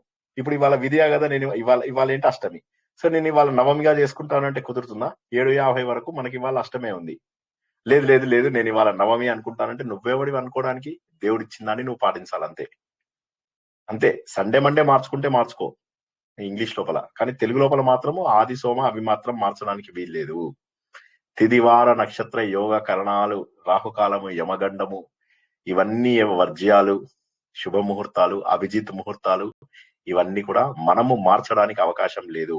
కాబట్టి ఏ భగవంతుడి శాసనం కింద ఈ ప్రపంచమంతా నడుస్తోందో ఆయన ఈశ్వరుడు. అటువంటి మహానుభావుడు, పరమ ఈశ్వరుడు, గొప్పవాడైనటువంటి ఈశ్వరుడు. ఒకసారి చదవండి. ఉద్భవక్షోనోదు శ్రీగర్భ పరమేశ్వర, కరణం, కారణం, కర్త, వికర్త. ఈ 4టిని కలిపి చెప్పుకుందాం, ఓకేనా? కరణం అంటే సాధనం, సింపుల్ గా ఏ పనైనా చెయ్యాలి అంటే మన ద్వారా. ఇప్పుడు నిన్న మనం ఏం చెప్పుకున్నాం? భగవంతుడు ఇది చెప్పుకున్నాం, భగవద్గీత చెప్పుకున్నాం. అందులోపల భగవంతుడు మన ద్వారా చేయిస్తాడు అని చెప్పేసి మనం ఒక మాట చెప్పుకున్నాం. సో మన ద్వారా చేయిస్తాడు అంటే మనల్ని ఇన్స్ట్రుమెంట్స్ లాగా వాడుకుంటాడు భగవంతుడు. భగవంతుడి యొక్క శక్తులని మనం ఇన్స్ట్రుమెంట్ గా వాడుకుంటాం. ఇన్స్ట్రుమెంట్ అంటే ఏంటి? సాధనము. సాధనము అంటే ఏంటి? పనిముట్టు, ఉపకరణము, మీరు ఏదన్నా చెప్పుకోవచ్చు, ఒక ఇన్స్ట్రుమెంట్. ఆ ఇన్స్ట్రుమెంట్ భగవంతుడు. ఈ ప్రపంచంలో ఉన్నటువంటి వాటన్నిటికీ కూడా ఉపకరణం ఎవరు? భగవంతుడు. కరణం. కారణం అంటే ఏంటి? ఈ ప్రపంచంలో జరుగుతున్నటువంటి ప్రతిదానికి కూడా భగవంతుడే కారణం. దీన్ని మనం ఎలా తెలుసుకుంటాము? నిమిత్త కారణము, ఉపాదాన కారణము అయినటువంటి వాడు భగవంతుడు అన్నాము. నిమిత్త కారణము అంటే ఏంటి? ఏ కారణం వల్ల, ఏ రీజనింగ్ వల్ల జరిగింది అనేది నిమిత్త కారణము, ఎవరు చేశారు. ఉపాదాన కారణము అంటే మెటీరియల్ ఎక్కడి నుంచి వచ్చింది. ఉదాహరణకు వంట చేసేటప్పుడు వంట సామాన్లన్నీ కూడా ఉపాదాన కారణం అయితే వంట చేసేవాడు నిమిత్త కారణము. సో ఈ ప్రపంచం ఉన్నదంతా కూడా వస్తువులు అన్ని భగవంతుడివే. ఆ వస్తువులలోంచి నిమిత్తమైనటువంటిది కూడా భగవంతుడు ఇది చెయ్యాలి అని డిసైడ్ చేసుకున్నాడు కాబట్టి ఆయననే కారణం. చివరికి కర్త. అవన్నీ చేసేవాడు కూడా భగవంతుడే. నీ రూపంలో, నా రూపంలో, మన అందరి రూపంలో చేస్తున్నది ఆయనే. అక్కడ పాండవులకు సపోర్ట్ చేస్తూ కౌరవులందరినీ సంహరించినటువంటిది ఆయనే. అన్ని రూపాలలో ఉన్నటువంటిది ఆయనే. అన్ని రకాల పనులు చేయగలిగేటటువంటిది ఆయననే కర్త. సో కారణము, కర్త. కరణము అంటేనేమో ఇన్స్ట్రుమెంటు, కారణము అంటే రీజన్, కర్త అంటే ఎవరు చేశారు అనేటటువంటిది. ఈ మూడిటికి కూడా ఆయననే కారణము. ఈ మూడు కూడా ఆయననే. ఇక నెక్స్ట్ వికర్త. ఈ వికర్త అనే దగ్గర మనం ఒకసారి ఆలోచించాలి. వికర్త విశిష్టంగా చేసేటటువంటి వాడు, విశిష్టంగా, విచిత్రంగా ఈ ప్రపంచం అంతా చేసేవాడు. ఒకసారి ఆలోచిద్దాం. మీరు ఇప్పుడు చూస్తున్నట్లయితే కొన్ని జంతువులేమో 4 కాళ్ళతో ఉంటాయి, మనుషులేమో 2 కాళ్ళతో ఉంటారు. ఓకే, మనిషికి 2 కాళ్ళు 2 చేతులు ఉంటే మనకు గుర్తిస్తాం. ఒకసారి ఏమవుతుందంటే ఒక ఆయన వెళ్ళి భగవంతుడు కనిపిస్తూ ఉంటాడు అందరికీ ఊరు లోపల. అందులో ఒక 10 మందికి కనిపిస్తాడు. మెయిన్ కనిపించగానే ఈ 7-8 మంది వెళ్ళి భగవంతుడిని కోరుకుంటారు. ఏమని కోరుకుంటారు? భగవంతుడు కనిపిస్తే నాకు కోట్ల కొద్ది డబ్బులు కావాలి, కోట్ల కొద్ది కార్లు కావాలి, కోట్ల కొద్ది బంగాళాలు కావాలి. ఒకళ్ళిద్దరు మోక్షం కోరుకుంటారు, భార్య బాధలు భరించలేక. వాళ్ళకి అన్ని దొరుకుతాయి. చివరికి ఒకడు ఉంటాడు, వాడు ఏంటంటే ఏం కోరుకోవాలని వైఫ్ని అడుగుతాడు. వైఫ్ అంటుంది, చూడు మనం అత్యాశ పోవద్దు, మనం భగవంతుని ఏం కోరుకుందాం తెలుసా? ఇంకో 2 చేతులు ఇవ్వమందాం. నీకు ఇప్పుడు 2 చేతులు ఉన్నాయి కదా, 2 చేతులతో బోల్డ్ పనులు చేస్తున్నావు, నువ్వు కుండలు చేస్తున్నావు. 4 చేతులు పెట్టుకో, 4 చేతులతోటి మనం కుండలు చేసి అమ్ముకుందాం. కాబట్టి నీకు ఇంకో 2 చేతులు కోరుకో అంటుంది భార్య. వాడేం చేస్తాడు? భార్య అంటే బాగా నమ్మకం వాడికి, తెలివితేటలు, ఆయన అక్కడ బ్రెయిన్ సైజ్ గుర్తించకుండా ఏం చేస్తాడు? సరే అని చెప్పేసి దేవుడు కనిపించగానే ఏం కావాలంటే 2 చేతులు ఎక్స్ట్రా ఇవ్వంటాడు. దేవుడు షాక్ తింటాడు. తినేసి చూస్తాడు, శ్రీనివాసేనా, మీ టీచర్ శ్రీనివాసేనా అని అడుగుతాడు.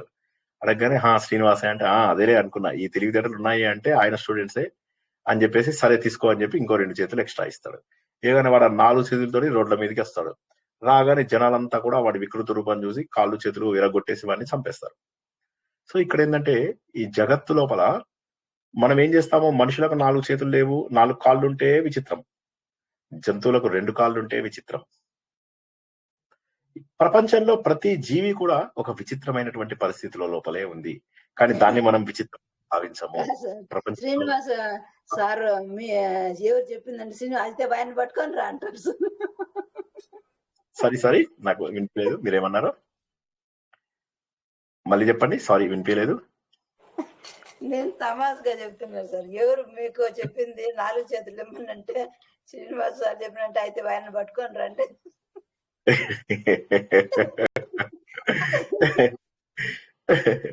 అయితే ఇక్కడ ఏమైతుంది, మనకు ప్రపంచమంతా కూడా వైవిధ్యత వచ్చింది. ఈ ప్రపంచమంతా కూడా వివిధ పద్ధతులలో, ఒక చెట్లలో గాని, చీమల్లో గాని, జంతువులలో గాని, జీవరాశులలో గాని ఒక గొప్ప వైవిధ్యత మనకు కనిపిస్తుంది. ఆ వైవిధ్యత, విచిత్రమైనటువంటి ఈ సృష్టిని తయారు చేసినటువంటి వాడు వికర్త. ఒక్కొక్క జీవి యొక్క ప్రాణం ఒక్కొక్క రకంగా ఉంటుంది, ఒక్కొక్క జీవి యొక్క అవయవాలు ఒక రకంగా ఉంటాయి, ఒక్కొక్క జీవి యొక్క వ్యవస్థ ఒక రకంగా ఉంటుంది. ఇన్ని రకాలుగా భగవంతుడు కొన్ని కోట్లాది జాతులను తయారు చేశాడు. ఇది మాటలు కాదు. ఆ జాతిలో చిన్న చేంజ్ ఉన్నా కూడా మనం అది తప్పుగా భావిస్తాం. ఒకటికి 2 చేతుల బదులు 4 చేతులు ఉన్నాయి అంటే ఎందుకు అక్కడ వాళ్ళందరూ కొట్టి చంపారు? అది డిఫరెంట్ గా ఉన్నాడు కాబట్టి. కానీ అదే పక్షులలో వీటిల్లో ఎలా ఉన్నాయి ఏమనం. ఎందుకంటే వాటి లక్షణాలు అవి. అలాగ కోట్ల జీవరాశులను పుట్టించాడు. కొన్ని చోట్ల అయితే ఇప్పుడు మనకు యాక్చువల్ గా ఏంటి, నీళ్లు ఉన్న దగ్గర సహజంగా జీవం ఉంటుంది అని ఒక లెక్క. ఇప్పుడు చంద్రుడి దగ్గర కూడా నీళ్లున్నాయా లేదా ఇలాంటివన్నీ కూడా వెతకడానికి ఎన్నో సార్లు మిషన్స్ చేశారు. కానీ గమ్మత్తైన విషయం ఏంటంటే కొన్ని జీవులు నీళ్లు లేని చోట సల్ఫర్ ఉన్నటువంటి ప్లేస్ లోపల బతుకుతున్నటువంటి జీవులను కూడా మనం గుర్తించడం జరిగింది. సల్ఫర్ తీసుకుని బతుకుతాయి అవి. ఇదెక్కడ రూలు అంటే భగవంతుడి సృష్టి చాలా వివిధమైనటువంటిది. వికర్త, విశిష్టంగా, విచిత్రంగా ఈ ప్రపంచం అంతా కూడా సృష్టించినటువంటి వాడు భగవంతుడు. కాబట్టి ఆయనను గుర్తించడం, మనం ఆయన స్వభావాన్ని, ఆయన పనులను, ఆయన గొప్పతనాన్ని మనం గుర్తించలేము. అందుకే ఆయనని గహనః అంటారు. గహనః అంటే ఎవరి గొప్పతనాన్ని అయితే మనం గుర్తించలేము, ఎవరి వ్యవహారాన్ని, ఎవరు చేసేటటువంటి పనులను, కార్యాలను మనము గుర్తించలేము. ఎందుకు చేశాడు, ఎందుకండి భగవంతుడు ఇలా చేశాడు? నేనంతా మంచివాడినే కదా, చాలా మంచివాడిని నేను. 16 బిల్డింగ్లు కట్టాను, 18 ఇవి కట్టాను, అన్ని కట్టాను, 4 పిల్లలు ఉన్నారు, ఇవన్నీ చెప్తూ మరి నాకెందుకండి కష్టాలు వచ్చాయి అని అంటాడు వాడు. సో గురించి కష్టాలు వచ్చినాయి సార్. సో ఈ రకంగా అంటే వాడు ముస్లిము. సో వాడు నలుగురు వాళ్ళకి మామూలు, వాళ్ళకి 12 మందిని చేసుకోవచ్చు అట్ ఏ టైము, మినిమం 4 చేసుకోవచ్చు. నేను చెప్పే కదా అప్పుడు ఒకసారి నేను ఓల్డ్ సిటీకి వెళ్ళగానే వాళ్ళందరూ పరిచయం అవుతున్నారు. వాళ్ళకి గడ్డాలు ఉన్నాయి, నాకు కూడా గడ్డం ఉంది. అయితే ఒకటే డిఫరెన్స్ ఏంటంటే నాకు మీసంతోని గడ్డము, వాళ్ళకేమో మీసాలు లేని గడ్డం అన్నమాట. ఆ మీసాలు లేని గడ్డపాడు మొదట్లో ఇలా చూపించాడు వాడు. మాకు ఓల్డ్ సిటీలో ఇది కామన్ బాగా. ఒకటి ఇలా అన్నాడు, అనగానే అప్పుడు వాడు ఎదురుగా ఉన్నవాడు ఇలా అన్నాడు. వాళ్ళ పరిచయం అలాగే ఉంటుంది. నేను చూసి ఓకే ఇలాగే పరిచయం చేసుకోవాలేమో అని చెప్పేసి నేను ఇలా అన్నా. అనగానే షాక్ అయ్యారు. బొట్టు పెట్టుకుని ఉన్నా కదా, హిందువునని తెలుస్తుంది. వాళ్ళు షాక్ అయ్యారు. ఏంటి నీకు 5 పిల్లలు ఉన్నారా అని అడిగారు. అంటే నేను అన్నాడు ఇలా అంటే మీరు 3 చెప్పారు, ఒక 4 చెప్పారు. నేను నా నంబర్ 5 అని చెప్పాలేమో అనుకుని నేను చెప్పాను, 5 చూపించాను. అంటే కాదు, మాకు ఓల్డ్ సిటీలో వాళ్ళకి అది స్టేటస్ సింబల్ అన్నమాట. ఎంతమంది భార్యలు ఉన్నారు అనేది స్టేటస్ సింబల్. ఇలా అంటే 2 భార్యలే, వాడికి స్టేటస్ కొద్దిగా తక్కువ అన్నమాట. ఇలా అంటే 3 భార్యలని వాడు మేనేజ్ చేయగలుగుతున్నాడు, అంటే 4. సో అట్లా. ఎనీవే, కమింగ్ బ్యాక్ టు ఇది, మన స్వభావాన్ని మనం భగవంతుడి యొక్క లక్షణాలను, స్వభావాన్ని, ఆయన కార్యాలను, వీటన్నిటిని ఎందుకు చేస్తున్నాడు భగవంతుడివి అనేటటువంటిది తెలియదు. ఎంత అర్థం చేసుకుందామన్నా కూడా తెలియనటువంటి వాడు గహనః, గ్రహింప శక్యం కానటువంటి వాడు. ఎందుకు ఆయన గహనః? ఎందుకంటే ఆయనే ఈ పని చేస్తున్నాడు. మనకు మాయ అనేటటువంటిది ఇచ్చి గహనః అనేది ఆయన యొక్క లక్షణం. కానీ గహనఃకు కారణం ఏంటి అంటే గుహః. అంటే ఆయన ఏం చేశాడంటే ఈ మాయ అనేటటువంటిది, ప్రకృతి అనేటటువంటిది అడ్డం పెట్టేసి తనను తాను కనిపించకుండా చేసుకున్నాడు. భగవంతుడు తనను తాను కనిపించకుండా చేసుకున్నాడు.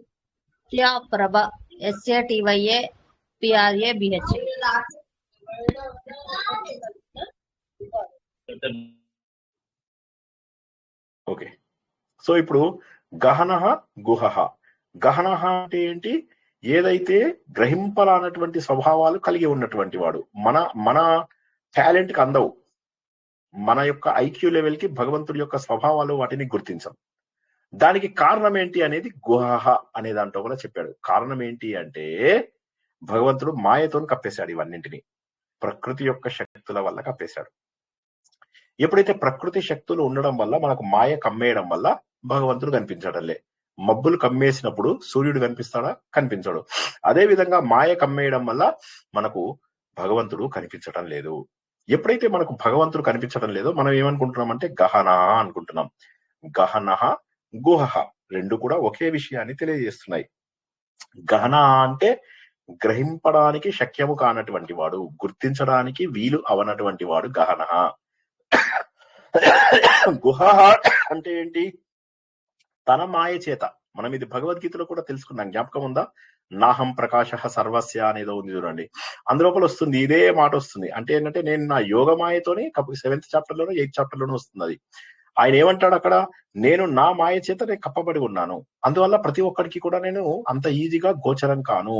నా యోగ మాయ సమావృతః, నా యోగ మాయ వల్ల నేను కప్పబడి ఉన్నాను. ఈ యోగ మాయ అనేటటువంటిది ఏదైతే ఉన్నదో ఈ యోగ మాయ ఉండడం వల్ల, ఎందుకని?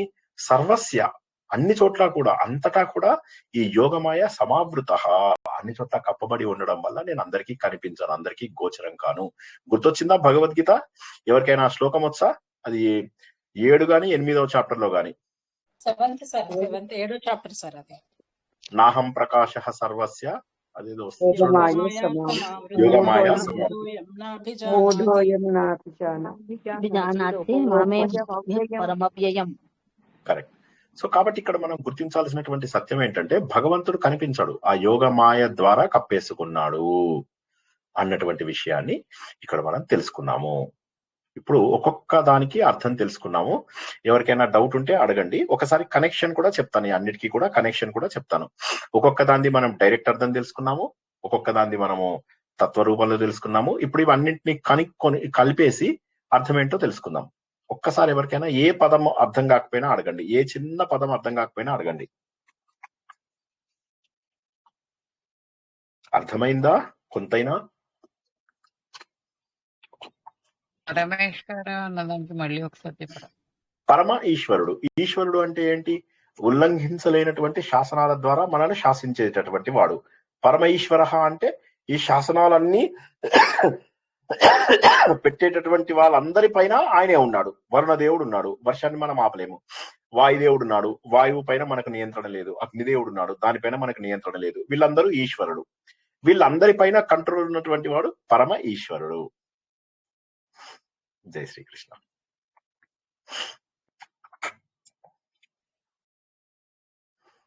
ఇంకా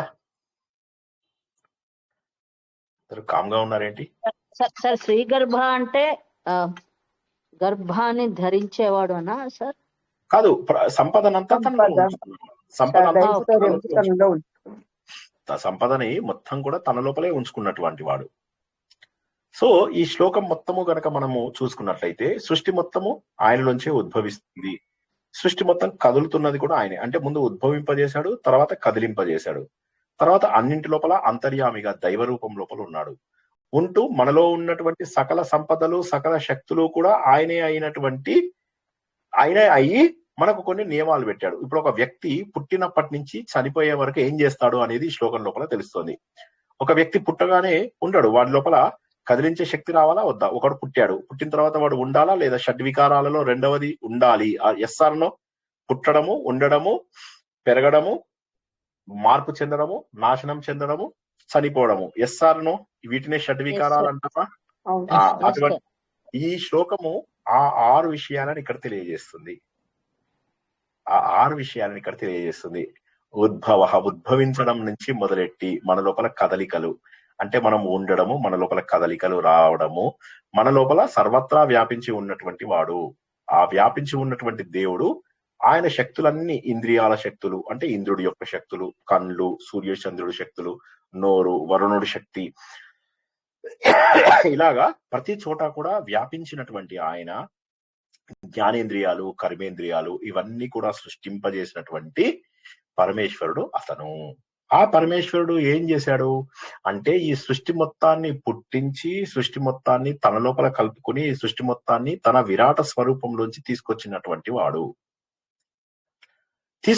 వాడు ఏం చేస్తున్నాడు? వికర్తగా అవుతున్నాడు. అంటే మన జీవితంలో మార్పులు తెస్తున్నాడా లేదా? ఒకసారి ఊహించుకోండి. మన జీవితం లోపల మార్పులు వస్తాయి. బాల్యము, యవ్వనము ఇవన్నీ మారుతూ ఉంటాయి. మారిపోయిన తర్వాత ఏమవుతుంది? చివరికి మారుతూ మనము చివరికి వానప్రస్థాశ్రమం చేరుకుని సీక్రెట్ ఏంటి, ఇక్కడ ఒక సీక్రెట్ ఉంది అని ముందు గుర్తిస్తాం. ఇప్పుడు జీవితంలో చాలా మంది భగవంతుడు సీక్రెట్ అనుకోరు. కనిపించేస్తున్నాడు కదా, ఎదురుగా రాముడు రూపంలో కనిపిస్తున్నాడు, లక్ష్మణుడు రూపంలో కనిపిస్తున్నాడు, కాబట్టి సీక్రెట్ అని వాళ్ళు ఒప్పుకోరు. ఎందుకంటే మనకు నామరూపాలు చిన్నప్పటి నుంచి అలవాటైపోయాయి కాబట్టి భగవంతుడిని రహస్యం అని ఎవరు అనుకోరు. మనం రాముడు రూపంలో ఎప్పుడు చూడలేదు దేవుడిని, కృష్ణుడి రూపంలో ఎప్పుడు చూడలేదు, వెంకటేశ్వర స్వామి రూపంలో ఎప్పుడు చూడలేదు. వాటి కేవలం ప్రతీకలు మాత్రమే. అలా ఉండొచ్చు అన్నట్టుగా అనుకున్నాం, మన పురాణ కథల ద్వారా తెలుసుకున్నాం. కానీ వేదంలో వరకు వచ్చేసరికి భగవంతుడికి రూపం లేదు. అందుకోసమే కదా అన్ని అవతారాల గురించి చెప్పిన తర్వాత కూడా భాగవతంలో చివరికి అంతా చెప్పిన తర్వాత శ్రీనివాస్ స్టూడెంట్స్ లాగా దేవుడు ఎలా ఉంటాడో అని మళ్ళీ క్వశ్చన్ వేస్తారు. సో ఇక్కడ ఏమైందంటే ఆ సీక్రెట్ ని కనుక్కోవడం కోసం అని చెప్పేసి గహనహ గుహ అంటే ఒకడు వానప్రస్థానికి వెళ్ళి చివరికి గుహ అంటే ఆ భగవంతుడి యొక్క రహస్యాన్ని మోక్ష రూపంలో తెలుసుకుంటాడు. అంటే ఒక వ్యక్తి పుట్టి శోభన అంటే అతని లోపల కదలికలు వచ్చి దేవుడి యొక్క శక్తిని తీసుకుని తన జీవితం లోపల మెల్లమెల్లగా అన్ని పనులు చేసుకుంటూ కారణం కర్త అన్ని అయ్యి ఒక వ్యక్తి గృహస్థాశ్రమంలో ఉండి అక్కడి నుంచి గృహస్థాశ్రమం నుంచి మెల్లగా వానప్రస్థంలోకి మారిపోయాడు. వానప్రస్థంలోకి మారిన తర్వాత భగవంతుడి గురించి ఆలోచిస్తూ తన జీవితం లోపల సరైనటువంటి మార్పు తెచ్చుకుని మోక్షాన్ని సాధించాడు. ఇది ఒక వ్యక్తి యొక్క జీవన చక్రము. ఈ సైకిల్ ఏం చెప్తుంది, ఈ శ్లోకం ఏం చెప్తుంది? ఒక వ్యక్తిలో ఉన్నటువంటి జీవన చక్రము. వాడు పుట్టినప్పటి నుంచి మోక్షము తెచ్చుకునే వరకు వాడు చేసేటటువంటి పనులన్నింటినీ ఈ శ్లోకము తెలియజేస్తుంది. ఆత్మసుఖము వీడిని ఆట కొరకు పాత్ర పోషణ చేసి సూత్రధారి విశ్రమించదని పాదం ఆశ్రయించి పరమ కరుణాంతరంగా శ్రీ పాండురంగ. జై శ్రీకృష్ణ. ఏం అర్థం కాకపోయినా అడగండి, ఏ పదము, ఏ మాట, ఏ విషయము అర్థం కాకపోయినా అడగండి. శ్లోకం మొత్తం భావం చాలా బాగుంది సార్. ఇది సమగ్ర భావం. మనం ఎప్పుడు కూడా ప్రతి శ్లోకాన్ని వీలైనంత సమగ్ర, కొన్ని అర్థమైతే కొన్ని అర్థం కావు, కొన్ని ఇంకా ఒకటే గుర్తించండి. ఈ ఉద్భవ అనేది ఇక్కడ ఎందుకు పెట్టాడు ఆయన? విశ్వం విష్ణువులో ఎందుకు పెట్టలేదు?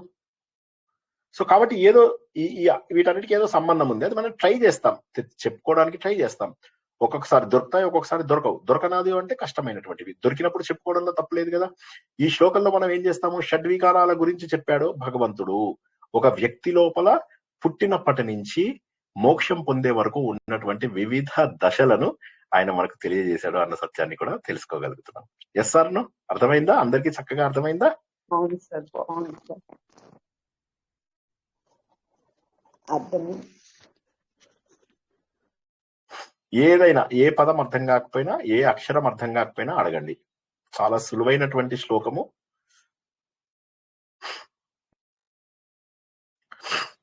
మళ్ళొకసారి చెప్తున్నా, రేపు నారాయణీయం ప్రవచనం ఉందా? లేదు లేదు కాబట్టి రేపు ఏం చేస్తారంటే ఆ సమయాన్ని కూడా మీరు ఉపయోగించుకోండి. తర్వాత ఈ వారమంతా కూడా ఈ 40 శ్లోకాలు చదవడానికి ఉపయోగించుకోండి. మీరు మంచిగా ప్రిపేర్ అయితే గురువారం నాడు మన రెగ్యులర్ భగవద్గీత ప్రవచనం జరుగుతుంది. మీరు మంచిగా ప్రిపేర్ కాలేదు సార్, మేము ఆ రోజు లీవ్ ఇవ్వండి చదువుకుంటాము అంటే ఆ రోజు లీవ్ కూడా ఇస్తాను. గురువారం నాడు, వచ్చే గురువారము. శుక్రవారం నాడు మనకు క్విజ్ ఉంటుంది. శుక్రవారం నాడు ఎన్నింటికి స్టార్ట్ అవుతుంది క్విజ్? 8:30కి శుక్రవారం నాడు క్విజ్ ప్రారంభించుకుంటాము. ఓకేనా? 8:30కో 8కో నేను చెప్తాను టైము. ఒకసారి హరిత గారితో కూడా మాట్లాడి ఫైనల్లీ డిసైడ్ చేసి టైంది చెప్తాను. సో ఇది మనకు చాలా ముఖ్యమైనటువంటి విషయం. ఎందుకంటే ఇన్నాళ్ళు నేర్చుకున్నదంతా కూడా ఒకసారి మళ్ళీ సంపూర్ణంగా రివిజన్ చేసుకుంటాం. చక్కగా అందరూ కూడా వికీపీడియాలో అక్కడ ఇక్కడ చూసుకొని ముందు మీనింగ్స్ తెలుసుకోండి. తర్వాత ఎక్కడెక్కడ మీకు బాగా అనిపించాయో అవన్నీ మళ్ళీ బ్యాక్ టు వెళ్ళి నా ప్రవచనాలు వినండి. ఎక్కువ ప్రశ్నలు నా ప్రవచనంలోంచే ఉంటాయి, కానీ మీకు ముందు డైరెక్ట్ మీనింగ్ తెలియాలి కదా. కాబట్టి కొంత కష్టపడండి. 40 శ్లోకాలకు అయిన తర్వాత మళ్ళీ 100 శ్లోకాలు అయిన తర్వాత ఇంకొక క్విజ్ పెట్టుకుందాం. జై శ్రీకృష్ణ.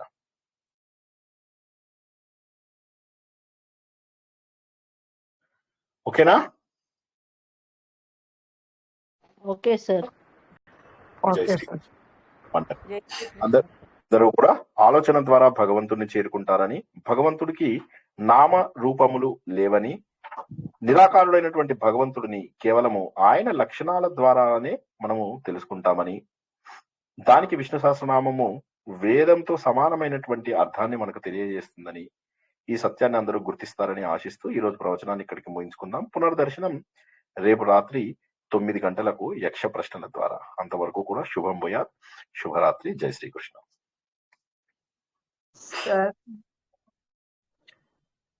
చెప్పండి. ఇంకోది కోల్డ్ అవి కాఫ్ తగ్గలేదు కదా సార్, మీరు చూపించుకోవచ్చు కదా.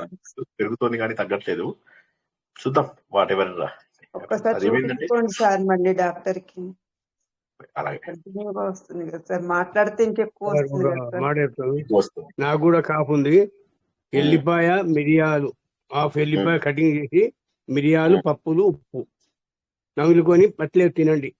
నీళ్లు తాగకూడదు. నేను అదే పని చేస్తాను. నేను నుంచి నాకు కూడా ఉంది కాపు. దగ్గు సెట్ అంటారు కదా సార్. దగ్గు తగ్గుతుంది. షూర్ తప్పకుండా. జై అది శ్రీకృష్ణ. హార్ట్ కూడా మంచిది సార్. ఎల్లిపాయ హార్ట్ కూడా మంచిది. లవంగం బెస్ట్ సార్, దగ్గుకి లవంగం వేసుకోండి సార్. లవంగం కాదమ్మా, ఎల్లిపాయ మించినది లేదు. లవంగంతో ఎల్లిపాయ, బాగా తగ్గుతుంది మాకైతే. మిరియాలు, ఎల్లిపాయ, మిరియాలు నాకు ఎప్పటి నుంచో చేస్తుంటున్నా. ఇది ఇప్పటి నుంచి కాదు, కొన్ని ఏళ్ళ నుంచి తింటున్నా. కాఫ్ వచ్చినప్పుడు ఎంబడే నా అదే భార్య అన్ని ముందు చేస్తే చేసి సరిపోతుంది. ఒకసారి అది, ఒకసారి సునంద గారు చెప్పింది, ఒకసారి లవంగాలు, రోజుకొకటి చేయండి సార్. లవంగాలు మామూలుగా బయటకు పోయినప్పుడు వేసుకోవచ్చు నోట్లో. అది ఎప్పుడు రోజు వేసుకోవచ్చు లవంగాలు. అది ఆరోగ్యానికి మంచిది సార్. లవంగాలు నరాలకు మంచిది. లవంగాలు డైలీ వేసుకోవచ్చు. అలాగే. జై శ్రీకృష్ణ.